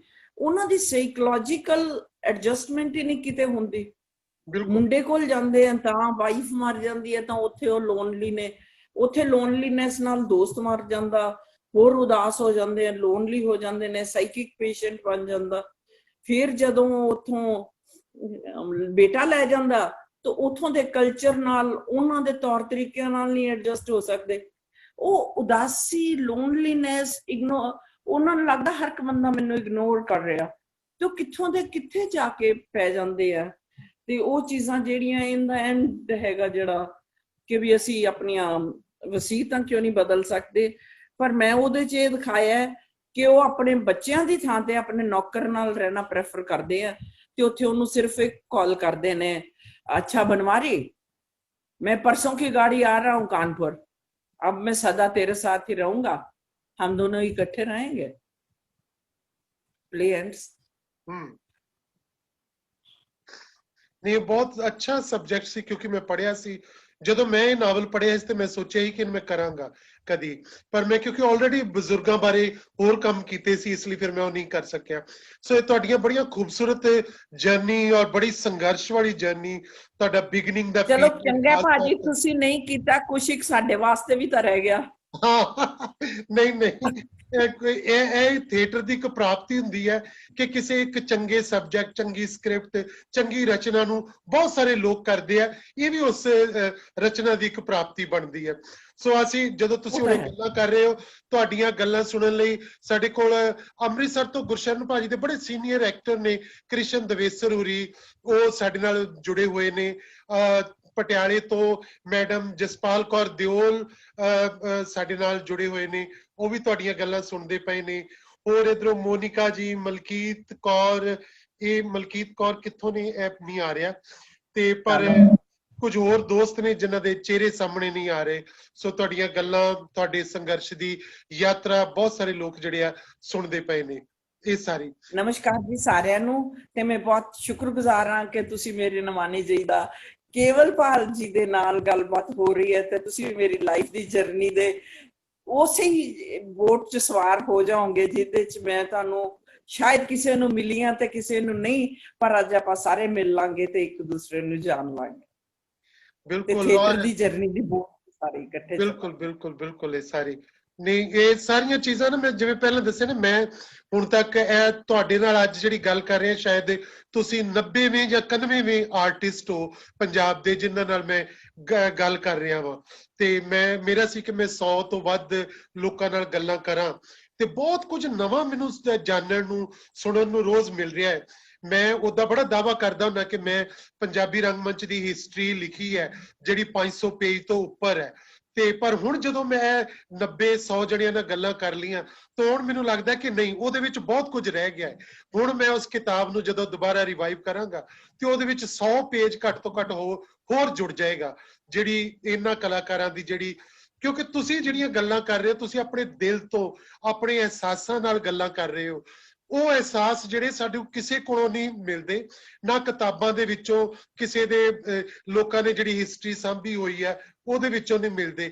ਤੁਸੀਂ ਡਾਇਰੈਕਟਲੀ ਜਿਹੜੀਆਂ ਗੱਲਾਂ ਕਰ ਰਹੇ ਹੋ, ਇਹ ਬਹੁਤ ਖੂਬਸੂਰਤ ਹੈ ਤੁਹਾਡੀ ਜਰਨੀ ਦੀਆਂ। ਔਰ ਮੇਰਾ ਖਿਆਲ ਇਹੀ ਸਾਂਭੀਆਂ ਜਾਣੀਆਂ ਚਾਹੀਦੀਆਂ ਨੇ ਸਾਡੇ ਪੰਜਾਬੀ ਰੰਗਮੰਚ ਦੇ ਵਿੱਚ ਜਿਹੜੀਆਂ, ਤੇ ਇਹ ਆਉਣ ਵਾਲੇ ਕਲਾਕਾਰ ਜਿਹੜੇ ਆ ਉਹਨਾਂ ਨੂੰ ਬਹੁਤ ਪ੍ਰੇਰਨਾ ਦੇਣਗੀਆਂ ਤੁਹਾਡੀਆਂ ਗੱਲਾਂ। ਇੱਕ ਪਰਮਿੰਦਰ ਜੀ, ਮੈਂ ਥੋੜਾ ਜਿਹਾ ਹੋਰ ਮੇਰੀ ਜਿਗਿਆਸਾ ਸੀ ਕਿ ਤੁਸੀਂ ਆਪਣੇ ਗਰੁੱਪ ਬਾਰੇ ਕਿੱਦਾਂ ਦੇ ਐਕਟਰ ਜਿਹੜੇ ਤੁਹਾਡੇ ਕੋਲ ਆਉਂਦੇ ਆ, ਕੁਝ ਤੁਸੀਂ ਨਵੇਂ ਵੀ ਟ੍ਰੇਨਡ ਕਰਦੇ ਹੋ ਜਾਂ ਸਾਰੇ ਕੁਝ ਜਿਹੜੇ ਪਹਿਲਾਂ ਮੈਚੁਰ ਹੁੰਦੇ ਆ ਉਹਨਾਂ ਨੂੰ ਨਾਲ ਰੱਖਦੇ ਹੋ? ਤੇ ਦੂਜੀ ਚੀਜ਼ ਮੈਂ ਇੱਕ ਪੁੱਛੀ ਸੀ ਕਿ ਜਿਹੜੇ ਸਾਰੇ ਤੁਸੀਂ ਫਾਈਨਾਂਸ ਹੈ ਕਿ ਸਾਰੇ ਸਪਾਂਸਰਸ਼ਿਪਸ ਵਗੈਰਾ ਦੇ ਨਾਲ ਮੈਨੇਜ ਕਰਦੇ ਹੋ ਜਾਂ ਕਿਵੇਂ ਤੁਸੀਂ ਇੰਨਾ ਕੰਟੀਨਿਊਸਲੀ ਕੰਮ ਤੁਸੀਂ ਕਿੱਦਾਂ ਕਰੀ ਜਾਂਦੇ ਹੋ? ਭਾਜੀ ਲਗਾਤਾਰ ਕੰਮ ਤਾਂ ਮੈਂ ਬਹੁਤ ਥੋੜਾ ਕੀਤਾ, ਕੁਝ ਤਾਂ ਘਰਦਿਆਂ ਦੇ ਕੁੜੀਆਂ ਨੇ ਹੀ ਨਹੀਂ ਘਰੋਂ ਨਿਕਲਣ ਦਿੱਤਾ। ਜਦੋਂ ਬਾਹਰ ਆ ਕੇ ਨਿਕਲਦੇ ਸੀ ਸਪਾਂਸਰਸ਼ਿਪ ਮੈਂ ਲੈਣ ਜਾਂਦੀ ਸੀ ਤਾਂ ਕਦੀ ਮਿਲੀ ਨਹੀਂ ਅੱਜ ਤੱਕ। ਮੈਨੂੰ ਕਦੀ ਕਿਸੇ ਨੇ ਨਹੀਂ ਦਿੱਤੀ। ਇਹ ਵੀ ਰੈਕਰਡ ਹੈ ਕਿ ਅਗਲਾ ਸ਼ਕਲ ਅਕਲ ਵੇਖ ਕੇ ਕਹਿੰਦਾ ਸੀਗਾ ਬੀਬੀ ਕੋਈ ਨਾ ਫੇਰ ਗੱਲ ਕਰਾਂਗੇ ਵੀ ਤੁਸੀਂ ਦੁਬਾਰਾ ਆਇਓ, ਤੇ ਮੈਂ ਕਦੀ ਦੁਬਾਰਾ ਗਈ ਨਹੀਂ ਤੇ ਉਹ ਸਾਨੂੰ ਪ੍ਰਾਪਤ ਹੀ ਨਹੀਂ ਹੋਈ। ਹਮੇਸ਼ਾ ਹੀ ਕਦੀ ਕਿਸੇ ਨੂੰ ਕਹਿ ਕਦੀ ਕਿਸੇ ਨੂੰ ਕਹਿ, ਮਤਲਬ ਅੰਦਰ ਜਿਵੇਂ ਤੁਸੀਂ ਸਾਡੇ ਵਾਕਫ ਹੋ, ਤੁਹਾਨੂੰ ਮੈਂ ਤੰਗ ਕਰ ਸਕਦੀ ਹਾਂ 5 ਵਾਰੀ 7 ਵਾਰੀ, ਨਹੀਂ ਕੇਵਲ ਜੀ ਮੇਰਾ ਤਾਂ ਪਲੇ ਕਰਾਓ ਪਲੀਜ਼, ਮੈਂ ਤਾਂ ਕਰਨਾ ਹੀ ਹੈ ਜੀ, ਸਾਡੇ ਆਰਟਿਸਟ ਇਹ ਕਹਿੰਦੇ ਨੇ ਉਹ ਕਹਿੰਦੇ ਨੇ। ਇਸ ਤਰ੍ਹਾਂ ਦਾ ਮੇਰਾ ਇੱਕ ਸਫ਼ਰ ਰਿਹਾ ਤੇ ਉਹਦੇ ਵਾਸਤੇ ਮੇਰੇ ਨਾਲ ਜਿਹੜੇ ਮੇਰੇ ਕਲਾਕ੍ਰਿਤੀ ਹੈਗਾ, ਨਾਰੰਗ ਸਾਹਿਬ ਨੇ, ਕਜ਼ਾਕ ਸਾਹਿਬ ਨੇ, ਸਰਦਾਰ ਉਜਾਗਰ ਸਿੰਘ ਨੇ, ਮਹਿੰਦਰਾ ਕਾਲਜ ਦੇ ਫਿਜ਼ਿਕਸ ਦੇ ਡਾਕਟਰ ਮੰਜੂਰੀ ਨੇ, ਇਸ ਤਰ੍ਹਾਂ ਮਤਲਬ ਬਹੁਤ ਵਧੀਆ ਕਲਾਕਾਰ ਵੀ ਮੇਰੇ ਨਾਲ ਜੁੜੇ ਹੋਏ ਨੇ। ਮੋਹਨ ਕੰਬੋਜ ਵੀ ਇਹਦਾ ਹਿੱਸਾ ਹੈ ਤੇ ਵਿਨੋਦ ਕੌਸ਼ਲ ਵੀ, ਤੇ ਉਹ ਜੁੜੇ ਹੋਏ ਨੇ। ਪਰ ਯੂ ਨੋ ਕਿ ਆਪਣਾ ਸਿਰ ਤਾਂ ਆਪੇ ਗੁੰਦਣਾ ਪੈਂਦਾ, ਬਿਲਕੁਲ ਜਿਵੇਂ ਮਰਜ਼ੀ ਕਰੋ। ਤੇ ਸ਼ੁਰੂ ਚ ਤਾਂ ਮੇਰੇ ਬੜੀ ਲਗਨ ਹੁੰਦੀ ਸੀ ਜੀ ਵੀ ਕੋਈ ਗੱਲ ਨਹੀਂ, ਹੁਣ ਕਿੰਨੇ ਪੈਸੇ ਹੋ ਗਏ। ਉਦੋਂ ਥੀਏਟਰ ਵੀ ਕਿਰਾਏ ਤੇ ਨਹੀਂ ਸੀ ਮਿਲਦੇ, ਐਕਟਰਸ ਵੀ ਪੈਸੇ ਨਹੀਂ ਸੀ ਮੰਗਦੇ, ਮੰਗਦੇ ਤੇ 1-2 ਹਜ਼ਾਰ ਚ ਹੋ ਜਾਣਾ। ਉਹ ਕਦੀ ਕਿਸੇ ਨੇ 500 ਦੇ ਦੇਣਾ ਤਾਂ 5-10 ਹਜ਼ਾਰ ਆਪਣੇ ਕੋਲੋਂ ਪਾ ਕੇ ਕਰ ਲੈਣਾ। ਅੱਜ ਤੱਕ ਮੇਰਾ ਐਟੀਟਿਊਡ ਹੈ ਕਿ ਮੈਂ ਮੰਗਣ ਦੀ ਬਜਾਏ ਆਪਣੇ ਕੋਲੋਂ ਜ਼ਰੂਰ ਪਾਉਂਦੀ ਹਾਂ। ਮੇਰੇ ਹਰ ਪ੍ਰੋਡਕਸ਼ਨ ਚ ਜਿਵੇਂ ਕੋਈ ਸੈੱਟ ਬਣਾਉਣਾ, 4 ਪਲਾਈਆਂ ਹੀ ਲਿਆਣੀਆਂ ਨੇ, ਮੇਰੇ ਸੈੱਟ ਤੁਹਾਨੂੰ ਦੱਸਿਆ ਸਿੱਧੇ ਜਿਹੇ ਹੁੰਦੇ ਨੇ, ਕਾਸਟਿਊਮ ਸਿਉਣੇ ਨੇ, ਸਾਰੇ ਮੈਂ ਆਪਣੀ ਕਾਸਟ ਤੇ ਬਣਾਉਂਦੀ ਹਾਂ। ਜਦੋਂ ਸਾਨੂੰ ਸਪਾਂਸਰਸ਼ਿਪ, ਹੁਣ ਮੇਰੇ ਨਾਲ 1-2 ਇਹੋ ਜਿਹੇ जुड़े हुए ने जिवें आर्किटेक्ट ने या कोई होर ने, वो कहते मैडम हमें बता देना हम कर देंगे। तो फिर मैं उन्होंने थोड़ा मोटा दस देनी है, 10-20 हज़ार ची वो बहुत है। ते इस तरह करके कुछ हुण सानू जदों दी सरकार ने अकैडमीज बनाईयां ने जी, शुरू च नॉर्थ जोन कल्चर सेंटर भी बहुत सहायता करदा रहा। असी सानू ये पता ही नहीं सी हुंदा भी एक शो जिहड़ा वो 20 वारी भी कर लेना प्ले। असी तो एक बारी करके दूसरी बारी चंडीगढ़, तीसरी बारी दिल्ली ते अपने घर बहुत वधिया हो गया, बहुत ज्यादा शो हो गया। ते पर हुण जिहड़ा हैगा सानू ये लगदा है कि साडा शो पटियाले भी होए, चंडीगढ़ होए, अमृतसर होए, थाना होए, लोकी वेखण, कुछ असी उन्हां तो सीखीए, कुछ होर अगे वधण दा उपराला होए, कोई सांझ वधे, कोई भाईचारा वधे। ये गल्लां बहुत मेरे दिल च रहिंदियां ने। ते ਇਸ ਤਰ੍ਹਾਂ ਕਰਕੇ ਇਹਦੇ ਵਿੱਚ ਸਾਡੇ ਕੋਲ ਜ਼ਿਆਦਾ ਨਹੀਂ ਹੈ। ਪਿਛਲੇ ਸਾਲ ਤੁਹਾਨੂੰ ਪਤਾ ਅਸੀਂ ਇੱਕ ਨਾਟਕ ਮੇਲਾ ਵੀ ਕੀਤਾ ਸੀਗਾ ਜੀ ਜੀ ਜੀ 10 ਕੁ ਦਿਨ ਦਾ। ਹਾਂ ਦਸੰਬਰ 11 ਤੋਂ ਬਿਲਕੁਲ 11 ਤੋਂ ਲੈ ਕੇ ਤੇ ਪਹਿਲੇ ਦਿਨ ਜਿਹੜਾ ਸੀਗਾ ਤੁਹਾਨੂੰ ਉਹਦਾ ਸੀਗਾ ਜੀ ਇੰਟਰਨੈਸ਼ਨਲ ਡਾਂਸ ਫੈਸਟੀਵਲ, ਇੱਕ ਦਿਨ ਦਾ। ਹਾਂ ਉਹਦੇ ਚ ਵੀ ਅਸਾਮ, ਸਿਲੀਗੁੜੀ, ਇਧਰੋਂ ਉਧਰੋਂ ਕਰਨਾਟਕਾ, ਤ੍ਰਿਪੁਰਾ, ਬਹੁਤ ਵੱਡੇ ਵੱਡੇ ਡਾਂਸਰ ਆ ਗਏ ਸਾਡੇ ਕੋਲ। ਤਾਂ ਸਾਨੂੰ ਤਾਂ ਪਤਾ ਹੀ ਨਹੀਂ ਸੀਗਾ। ਅਸੀਂ ਤਾਂ ਡੇਜ਼ੀ ਵਾਲੀਆ ਜੀ, ਮੈਡਮ ਦਿਓਲ ਹੋਏ, ਇੰਦਰਾ ਵਾਲੀ ਜੀ ਹੋਏ, ਜਾਂ GCW ਦੇ ਮੈਡਮ ਨੇ, ਇਹ 3-4 ਚ ਬਹੁਤ ਮਸਤ ਸੀਗੇ ਵੀ ਇੱਥੇ ਤੱਕ ਇਹ ਸਾਡੀ ਸੀਮਾ। ਭਾਜੀ ਤੁਸੀਂ ਮੰਨਣਾ ਨਹੀਂ, ਜਲੰਧਰ ਤੋਂ ਇੱਕ ਲੜਕਾ ਆਇਆ ਸਰਦਾਰ, ਉਹ ਇੰਨਾ ਪਿਆਰਾ ਕੱਥਕ ਕਰਦਾ, ਕੁਝ ਕਹਿਣ ਦੀ ਹੱਦ। ਹਾਂ ਤੇ ਇਸ ਦੇ ਵਾਸਤੇ ਅਸੀਂ ਫਿਰ ਲੋਕਾਂ ਦੇ ਕੋਲ ਗਏ, ਇੰਡਸਟਰੀਅਲਿਸਟ ਸਾਡੇ ਨਾਲ ਆਏ, ਦੁਕਾਨਦਾਰ ਸਾਡੇ ਨਾਲ ਆਏ। ਕਿਸੇ ਨੇ 21,000, ਕਿਸੇ ਨੇ 10,000, ਕਿਸੇ ਨੇ 11,000, ਕਿਉਂਕਿ ਮੇਰੇ ਨਾਲ ਇਹਦੇ ਚ ਨਟਰਾਜ ਆਰਟ ਥੀਏਟਰ ਗਰੁੱਪ ਦੇ ਗੋਪਾਲ ਸ਼ਰਮਾ ਜੀ ਨੇ, ਜਿਹੜੇ ਕਿ ਉਹ ਬਹੁਤ ਮਿਹਨਤ ਕਰਦੇ ਨੇ, ਉਹ ਬਹੁਤ ਮਿਹਨਤ ਔਰ ਸਿੰਸੀਅਰ ਮਿਹਨਤ ਕਰਦੇ ਨੇ। ਮਤਲਬ ਇੱਕ ਬੰਦੇ ਨੂੰ ਉਹ 10-10 ਵਾਰੀ ਪੁੱਛ ਸਕਦੇ ਨੇ, ਤੇ ਉਹ ਜਿਹੜੇ ਨੇ ਉਹ ਲਗਾਤਾਰ ਲੱਗੇ ਰਹਿੰਦੇ ਨੇ। ਤੇ ਐਤਕਾਂ ਫਿਰ ਅਸੀਂ ਉਹ ਨਾਟਕ ਮੇਲਾ ਕਰਨ ਦਾ ਸੋਚਿਆ, ਤੇ ਉਹ ਜ਼ਰੂਰ ਕਰਾਂਗੇ ਜਦੋਂ ਵੀ ਇਹ ਹਟ ਗਿਆ। ਤੇ ਅਸੀਂ ਤੁਹਾਡੇ ਦਰ ਤੇ ਵੀ ਆਵਾਂਗੇ ਤੇ ਤੁਹਾਨੂੰ ਬੁਲਾਵਾਂਗੇ ਵੀ ਜ਼ਰੂਰ। ਇੱਕ ਦਿਨ ਤੁਸੀਂ ਆਉਣਾ ਵੀ ਜ਼ਰੂਰ। ਮੈਨੂੰ ਪਤਾ ਪਿਛਲੀ ਵਾਰੀ ਮੈਂ ਆ ਨਹੀਂ ਸੀ ਸਕਿਆ ਜਦੋਂ ਤੁਸੀਂ ਬੁਲਾਇਆ ਸੀ, ਪਰ ਉਦੋਂ ਮੈਂ ਨਹੀਂ ਸੀ ਆ ਸਕਿਆ। ਪਰ ਹੁਣ ਮੈਂ ਜ਼ਰੂਰ, ਨਹੀਂ ਤੁਸੀਂ ਇਹ ਦੁਆ ਕਰੋ ਕਿ ਜਲਦੀ ਹੈ ਲਾਕਡਾਊਨ ਖੁੱਲ ਜਾਏ, ਸਾਰਾ ਕੁਝ ਠੀਕ ਹੋਵੇ, ਔਰ ਅਸੀਂ ਫਿਰ ਤੋਂ ਮੇਲੇ ਲਾਈਏ, ਰੌਣਕਾਂ ਲਾਈਏ। ਤੇ ਜ਼ਰੂਰ ਅਸੀਂ, ਤੁਸੀਂ ਵੀ ਅੰਮ੍ਰਿਤਸਰ ਆ ਕੇ, ਅਸੀਂ ਤੁਹਾਨੂੰ ਬੁਲਾਵਾਂਗੇ, ਤੁਸੀਂ ਜ਼ਰੂਰ ਅੰਮ੍ਰਿਤਸਰ ਆ ਕੇ ਪਰਫਾਰਮ ਕਰੋ। ਮੇਰੇ ਖਿਆਲ ਤੁਸੀਂ ਅੰਮ੍ਰਿਤਸਰ ਆਏ ਨਹੀਂ ਕਦੀ, ਪਰਫਾਰਮ ਕਰਨ ਨਹੀਂ ਆਏ, ਪਰ ਤੁਸੀਂ ਜ਼ਰੂਰ ਅੰਮ੍ਰਿਤਸਰ ਕਰਿਓ ਪਰਫਾਰਮ ਆ ਕੇ। ਭਾਜੀ ਕੋਈ ਦਿਓ ਜਵਾਬ। ਜਿਹੜਾ ਡਰੱਗਸ ਵਾਲਾ ਇਹ ਮੈਂ ਕਰਕੇ ਗਈ ਸੀਗੀ, ਮੇਰਾ ਜਗਬਾਣੀ ਵਾਲਿਆਂ ਨੇ ਕਰਾਇਆ ਸੀਗਾ। ਅੱਛਾ, ਨਾਟਸ਼ਾਲਾ ਉਦੋਂ ਮੈਂ ਤੁਹਾਨੂੰ ਇੰਨਾ ਡੂੰਗੀ ਤਰ੍ਹਾਂ ਨਹੀਂ ਜਾਣਦੀ ਸੀਗੀ जी, क्योंकि मजबूरी है, हालात इधर भी है और उधर भी, हिजर की ये रात इधर भी है और उधर भी। कदी तुहानू मजबूरी है, कदी सानू मजबूरी है, पर गल ये है कि दोनों एक दूसरे की मजबूरी नू समझन जरूर। बिल्कुल बिल्कुल गल उत्थे आके खत्म हो जाती है। मैं तो हमेशा इस गल च यकीन रखदा कि जिथे भी कोई क्रिएटिव काम हो रहा वा, थिएटर का काम हो रहा, उत्थे साथ देना चाहिए, जरूर उन्हां दा साथ उन्होंने एप्रीशिएट करना चाहिए, और उन्होंने होर अगे वधण दा, उस चंगे काम नूं बहुत लोकां तक ले जाना चाहिए। मैं इस गल च विश्वास रखदा, और मैं एक काम अपने जिहड़ा मेरे समयां दे विच अकैडमी दे विच मेरे कोल काम आया, और मैं वो कीता भी, बहुत कीता इस तरह दा काम कि मैक्सिमम काम नूं फैलाया जा सके। मैं एक चाहुंदा सी तुसीं इस तो पहले कि मैं दूजे दोस्तां नूं कहां कोई होर तुहाडे बारे, तुहाडे काम बारे गल करन, कोई तुसी अपने ग्रुप बारे कोई गल करनी चाहो, अपने थिएटर तुहाडे आर्टिस्ट जिहड़े किवें तुसी उन्हां नूं किस तरह उन्हां नूं लैंदे हो तुसी नाल सारे? भाजी ਜਦੋਂ प्ले शुरू करीदा, स्क्रिप्ट तैयार हो जाती है, तो कुछ एक जिवें तुसी पहलां पुछया कि साडे नवे आर्टिस्ट हुंदे हैं कि कुछ एक सीनियर्स भी, मेरे जिहड़ी सिलेक्शन है एज पर कैरेक्टर हुंदी है। जिवें कैरेक्टर ਨੂੰ ਜਿਹੜਾ सूट करदा बंदा, ਉਹ ਮੈਂ ਚਾਹਾਂਗੀ ਕਿ ਕਿਸੇ ਵੀ ਕੀਮਤ ਤੇ ਜ਼ਰੂਰ ਉਹ कैरेक्टर करे, ਕਿਉਂਕਿ ਉਹਨਾਂ डायरेक्टर ਦਾ ਭਾਰ ਉਤਰ ਜਾਂਦਾ ਬਿਲਕੁਲ ਜਦੋਂ सूटेबल ਬੰਦਾ ਮਿਲ ਜਾਂਦਾ। ਤੇ ਕੁਝ ਇੱਕ ਛੋਟੇ ਨਵੇਂ ਜਿਹੜੇ ਲੜਕੇ ਨੇ, ਯੰਗ ਬॉयਜ਼ ਨੇ, ਲੜਕੀਆਂ ਵੀ, ਉਹ ਵੀ ਆਉਂਦੀਆਂ ਨੇ, ਜਿਵੇਂ ਕੋਈ BH ਪੜ੍ਹ ਰਹੀ ਹੈ ਜਾਂ ਕੋਈ ਲੜਕਾ ਆਪਣਾ ਪੜ੍ਹ ਚੁੱਕਿਆ ਤੇ ਫਿਰ ਰਹੇ ਨੇ। पर पटियाले च के मेरा ख्याल सारे किधर ही है, ज्यादा देर वो टिकते नहीं। पैसे की आजकल बड़ी रेस हो गई है और जरूरत भी है, ਤੇ ਉਹ ਫਿਰ ਥੋੜਾ ਮੋਟਾ ਇਸ ਤਰ੍ਹਾਂ ਕਿ 3-4 ਪ੍ਰੋਡਕਸ਼ਨਸ ਨੂੰ ਫੜਿਆ ਹੁੰਦਾ ਉਹਨਾਂ ਨੇ, ਫਿਰ ਜਿੱਥੇ ਫਸਟ ਕਮ ਫਸਟ ਸਰਵ ਹੁੰਦਾ ਉੱਥੇ ਚਲੇ ਜਾਂਦੇ ਨੇ, ਕਿਉਂਕਿ we seniors are committed to the project. ਤੁਸੀਂ ਜਿਵੇਂ ਅੱਜ ਮੈਂ ਤੁਹਾਡੇ ਨਾਲ ਕੋਈ ਕਮਿਟਮੈਂਟ ਕਰ ਲਾ, ਮੇਰੇ ਤੋਂ ਜੂਨੀਅਰ ਆਰਟਿਸਟ ਮੇਰੇ ਨਾਲ ਕਰ ਰਹੇ, they will stand by it. ਤੇ ਉਹ ਲੜਕੇ ਵੀ ਵਿਚਾਰੇ ਸਟੈਂਡ ਤਾਂ ਕਰਦੇ ਨੇ, ਪਰ ਉਹਨਾਂ ਨੂੰ ਥੋੜਾ ਜਲਦੀ ਰਹਿੰਦੀ ਹੈ ਕਿ ਛੇਤੀ ਨਾਲ ਮੈਨੂੰ ਇਹ ਸਾਰਾ ਕੁਝ ਆ ਜੇ ਤੇ ਮੈਂ ਛੇਤੀ ਨਾਲ ਹੀ ਕਰ ਲਾਂ ਤੇ ਅੱਗੇ ਜਾਵਾਂ।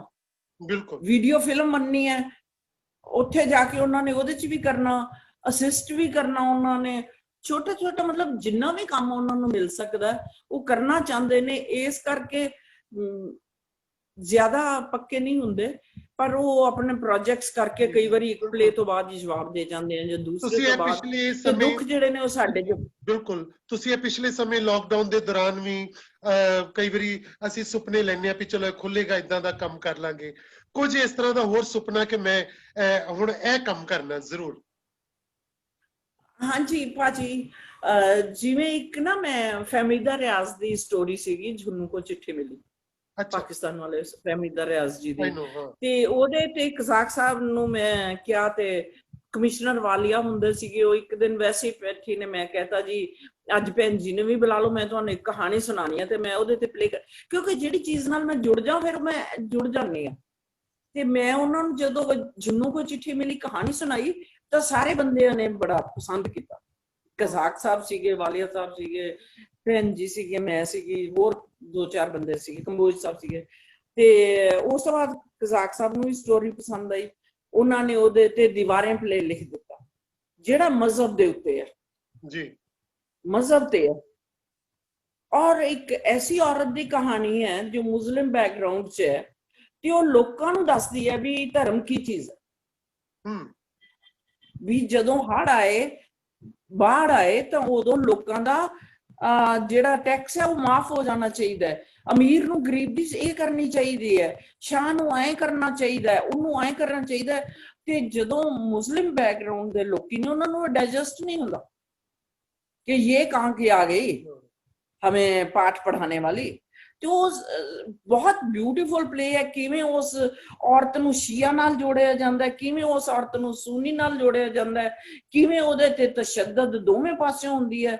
ਯੰਗ ਮੁੰਡੇ ਨੇ ਡੰਡੇ ਲੈ ਕੇ ਜਦੋਂ ਇਕੱਲੀ ਹੁੰਦੀ ਉਹਨੂੰ ਕੁੱਟਣ ਮਾਰਨ ਆਉਂਦੇ ਨੇ, ਉਹ ਕਹਿੰਦੀ ਹੈ ਵੀ ਅਜੇ ਹਰਾਮਖੋਰੋ, ਆਪਕੋ ਯਾਦ ਨਹੀਂ, ਆਪਕੋ ਤਾਂ ਮੈਨੇ ਨੰਗੇ ਨਹਿਲਾਇਆ, ਇਸ ਤਰ੍ਹਾਂ। ਮਤਲਬ ਬਹੁਤ ਬਿਊਟੀਫੁਲ ਪਲੇ ਹੈ ਫਹਿਮੀਦਾ ਰਿਆਜ਼ ਦਾ। ਇੱਕ ਤਾਂ ਉਹਦੇ ਘੱਟ ਸ਼ੋ ਹੋਏ ਨੇ, ਉਹ ਕਰਾਂ, ਤੇ ਕੁਛ ਇੱਕ ਮੇਰੇ ਪਲੇਜ਼ ਨੇ ਜਿਨ੍ਹਾਂ ਦੀ ਮੈਂ ਵੀਡੀਓਗ੍ਰਾਫੀ ਕਰਕੇ ਐਤਕਾਂ ਉਹਨਾਂ ਨੂੰ ਅੱਗੇ ਪਾਉਣਾ ਚਾਹੁੰਦੀ ਹਾਂ, ਕਿਉਂਕਿ ਮੈਂ ਕਦੇ ਵੀ ਨਹੀਂ ਇਸ ਤਰ੍ਹਾਂ ਅੱਗੇ YouTube ਤੇ ਆਈ ਹੈ ਕੁਛ ਵੀ।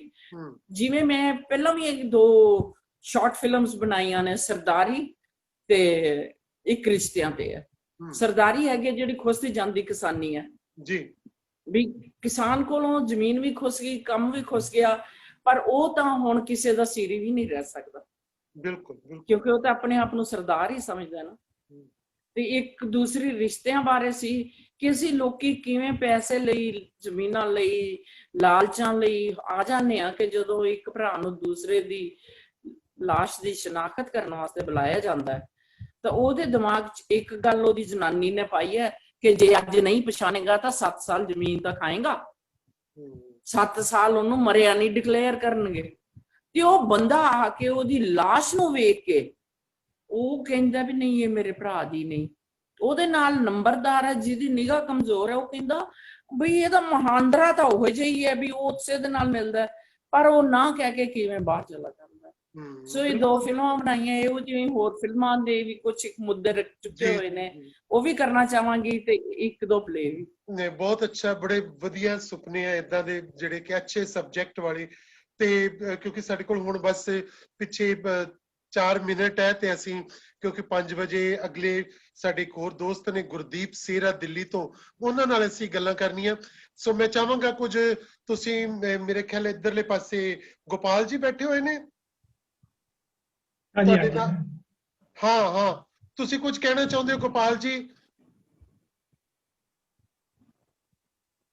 ਤੁਹਾਡੀ ਆਵਾਜ਼ ਨਹੀਂ ਆ ਰਹੀ ਸਰ। ਮੈਂ ਤਾਂ ਬਸ ਇਹੀ ਕਹਿਣਾ ਕਿ ਮੈਡਮ ਨਾਲ ਜਿਹੜੀਆਂ ਤੁਸੀਂ ਗੱਲ ਕੀਤੀਆਂ, ਤੇ ਸਾਨੂੰ ਤਾਂ ਕਿ ਕਾਫੀ ਕੁਝ ਸਿੱਖਣ ਨੂੰ ਮਿਲ ਰਿਹਾ ਹੈ, ਜਿਸ ਤਰ੍ਹਾਂ ਅਸੀਂ ਕੰਮ ਕੀਤਾ, ਮੈਡਮ ਨੇ ਕੰਮ ਕੀਤਾ, ਤੇ ਅਸੀਂ ਚਾਹੁੰਦੇ ਹਾਂ ਵੀ ਇਸ ਤਰ੍ਹਾਂ ਦੀ ਜਿਹੜੀ ਲੜੀ ਲਗਾਤਾਰ ਚੱਲਦੇ ਤੇ ਹੱਲਾਸ਼ੇਰੀ ਮਿਲਦੀ। ਇਸ ਤਰ੍ਹਾਂ ਤੁਸੀਂ ਆਪਣੇ ਦੇ ਵਿੱਚ, ਆਪਣੇ ਵਕਤ ਦੇ ਵਿੱਚ ਨਾਟਕ ਅਕੈਡਮੀ ਦੇ ਹੁੰਦੇ ਆ, ਜਾਂ ਤੁਹਾਨੂੰ ਤਾਂ ਮੈਂ ਉਸ ਵੇਲੇ ਤੋਂ ਜਾਣਦਾ, ਤੁਸੀਂ ਕੰਪੀਟੀਸ਼ਨ ਵਿੱਚ ਪਾਰਟਿਸਿਪੇਟ ਕਰਿਆ ਕਰਦੇ ਸੀ। ਨਾਟਕ ਬੜਾ ਪਪੂਲਰ ਹੋਇਆ ਸੀਗਾ, ਤੇ ਲੈ ਕੇ ਆਉਂਦੇ ਸੀ ਉਹ ਭਾਜਪਾ ਦੇ ਨਾਟਕ ਨੂੰ ਆਇਆ ਕਰਦਾ ਸੀਗਾ, ਭਾਵੇਂ ਉਹ ਪਟਿਆਲਾ ਹੋਵੇ ਭਾਵੇਂ ਚੰਡੀਗੜ੍ਹ ਹੋਵੇ।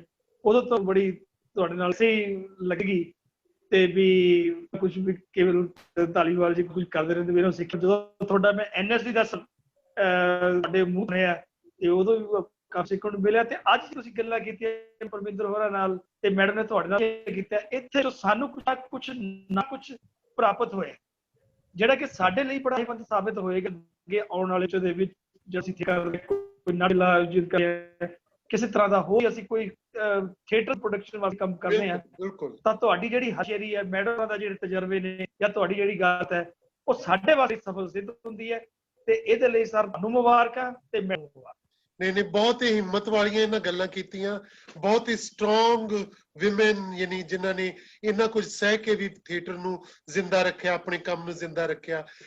जसपाल मैडम सुनदे पए आ तुसीं, जसपाल मैडम तुसीं कुछ कहना चाहुंदे हो तो असीं अपना माइक ऑन कर लेना जी। बस मैं तो यही कहूंगी कि परमिंदर बहुत डेयरिंग लेडी है और ਇਹੋ ਜਿਹੀਆਂ ਔਰਤਾਂ ਸਮਾਜ ਨੂੰ ਜਦੋਂ ਥੀਏਟਰ ਵਿੱਚ ਆ ਜਾਂਦੀ ਤਾਂ ਉਹਦੀ ਡਬਲ ਸਾਨੂੰ ਫਾਇਦਾ ਹੁੰਦਾ ਹੈ। ਤੇ ਅੱਜ ਸਮਾਜ ਨੂੰ ਜ਼ਰੂਰਤ ਹੈ, ਜਿਸ ਤਰ੍ਹਾਂ ਚਾਰੋਂ ਪਾਸੇ ਔਰਤਾਂ ਦੇ ਨਾਲ ਕਈ ਬਹੁਤ ਤਸ਼ੱਦਦ ਵਾਲੀਆਂ ਘਟਨਾਵਾਂ ਹੋ ਜਾਂਦੀਆਂ ਨੇ। ਸੋ ਮੈਡਮ ਮੇਰੇ ਤੋਂ ਵੱਡੇ ਨੇ, ਸੀਨੀਅਰ ਆਰਟਿਸਟ ਨੇ, ਮੈਂ ਇਹਨਾਂ ਦੇ ਨਾਲ ਵੀ ਕੰਮ ਕੀਤਾ ਹੈ। ਤੇ ਮੈਂ 15 ਮਿੰਟ ਲੇਟ ਜੁਆਇਨ ਕੀਤਾ ਡਿਪਾਰਟਮੈਂਟ ਤੋਂ, ਸਿੱਧੇ ਹੀ ਆ ਕੇ ਅੱਜ ਮੈਂ ਕਿਹਾ ਸੀ ਮੈਂ ਜੁਆਇਨ ਕਰੂੰਗੀ। Thank you so much ma'am. ਲੱਗਿਆ ਤੇ Parminder is a brilliant artist ਔਰ ਹਮੇਸ਼ਾ ਹੀ ਯੂਨੀਵਰਸਿਟੀ ਦੀ ਪ੍ਰੋਡਕਸ਼ਨ ਦੇਖਣ ਆਉਂਦੇ ਨੇ। ਅਸੀਂ ਭਾਵੇਂ ਜਾ ਸਕੀਏ ਜਾਂ ਨਾ ਸਕੀਏ, ਪਰ ਇਹ ਹਮੇਸ਼ਾ ਹੀ ਯੂਨੀਵਰਸਿਟੀ ਦੀ ਪ੍ਰੋਡਕਸ਼ਨ ਦੇਖਣ ਆਉਂਦੇ। ਮੈਮ ਨਵਨਿੰਦਰ ਬੈਦ ਦੀ ਪ੍ਰੋਡਕਸ਼ਨ ਸੀਗੀ ਕਪੂਰ ਸਿੰਘ ਘੁੰਮਾ ਜੀ ਦੀ ਕੋਕਲਾ ਰਾਣੀ, ਉਹਦੀ ਕੋਕਲਾ ਰਾਣੀ ਮੈਂ ਆ। क्या बात है, क्या बात है। क्या बात है। ਇਹ ਗੱਲ ਦੱਸਣੀ ਚਾਹੀਦੀ ਤੁਹਾਨੂੰ ਪਹਿਲੇ, ਕਿੰਨੀ ਹਿਸਟੋਰੀਕਲ ਗੱਲ ਹੈ ਨਾ। ਹਾਂਜੀ, ਬਲਰਾਜ ਪੰਡਤ ਜੀ ਦੀ ਡਾਇਰੈਕਸ਼ਨ ਚ ਕੰਮ ਕਰਨ ਵਾਸਤੇ ਮੈਂ ਆਪਣੀ ਨੌਕਰੀ ਤੋਂ ਹਰ ਰੋਜ਼ 6 ਮੇਰੇ ਖਿਆਲ 3 ਮਹੀਨੇ ਮਿਨੀਮਮ ਰੋਜ਼ ਸਕੂਟਰ ਤੇ ਯੂਨੀਵਰਸਿਟੀ ਜਾਂਦੀ ਸੀ। ਔਰ ਜੇ 1 ਮਿੰਟ ਵੀ ਲੇਟ ਹੋ ਜਾਂਦੀ ਸੀ, ਪੰਡਤ ਜੀ ਬਿਠਾ ਦਿੰਦੇ ਸੀ, तो आप आ गए, बैठिए देखिए क्या हो रहा है स्टेज पे। और मैं सारा टाइम बैठी हुई रहती, पर मैं वो छड्डिया नहीं, मैं प्ले किते शो किते। बहुत अच्छा। बस यही संघर्ष है, यही मेहनत है जिहड़ी तुहानू अगे पहुंचाउंदी है सारी, ये डिसिपलिन जिहड़ा तुसी। सो बहुत शुक्रिया, तुसी बहुत सोहणियां गल्लां दस्सियां, बड़ियां नवीं चीज़ां दा सानू पता लगा तुहाडे बारे, तुहाडे काम दे बारे च, तुहाडे जीवन संघर्ष बारे च। सो बहुत शुक्रिया। और ये साडे जिहड़े नवें लोग सुनणगे तुहाडी इस गलबात नू, क्योंकि असीं YouTube ते भी पा दांगे, Facebook ते भी, तुसी 1-2 घंटे बाद इहनू देख सकदे हो ते सारे सुनणगे ते तुहाडे कोलों जरूर कुछ ना कुछ इस संघर्ष दे विचों कुछ सीखणगे। बहुत शुक्रिया तुहाडा। बहुत मेहरबानी तुहाडी Kewal Dhaliwal ji, I am thankful to you. हम तो बिक जाते हैं अहले करम उनके हाथों जो एहसान करके नीची नजर रखते हैं। क्या बात। थैंक यू, मेहरबानी, शुक्रिया, इनायत, करम, मेहरबानी। ਅਸੀਂ ਹੁਣੇ ਆਪਣੇ ਦੂਜੇ ਆਈਡੀ ਤੋਂ ਜਿਹੜੀ ਗੁਰਦੀਪ ਸੇਰਾ ਹੋਰਾਂ ਵਾਲੀ ਆਈਡੀ ਹੈ, ਆਪਾਂ ਉਹਦੇ ਤੋਂ ਹੁਣੇ ਵਿਦਿਨ ਮਿੰਟ ਆਪਾਂ ਫਿਰ ਨਾਲ ਜੁੜਦੇ ਹਾਂ ਜੀ। Thank you. ਠੀਕ ਹੈ।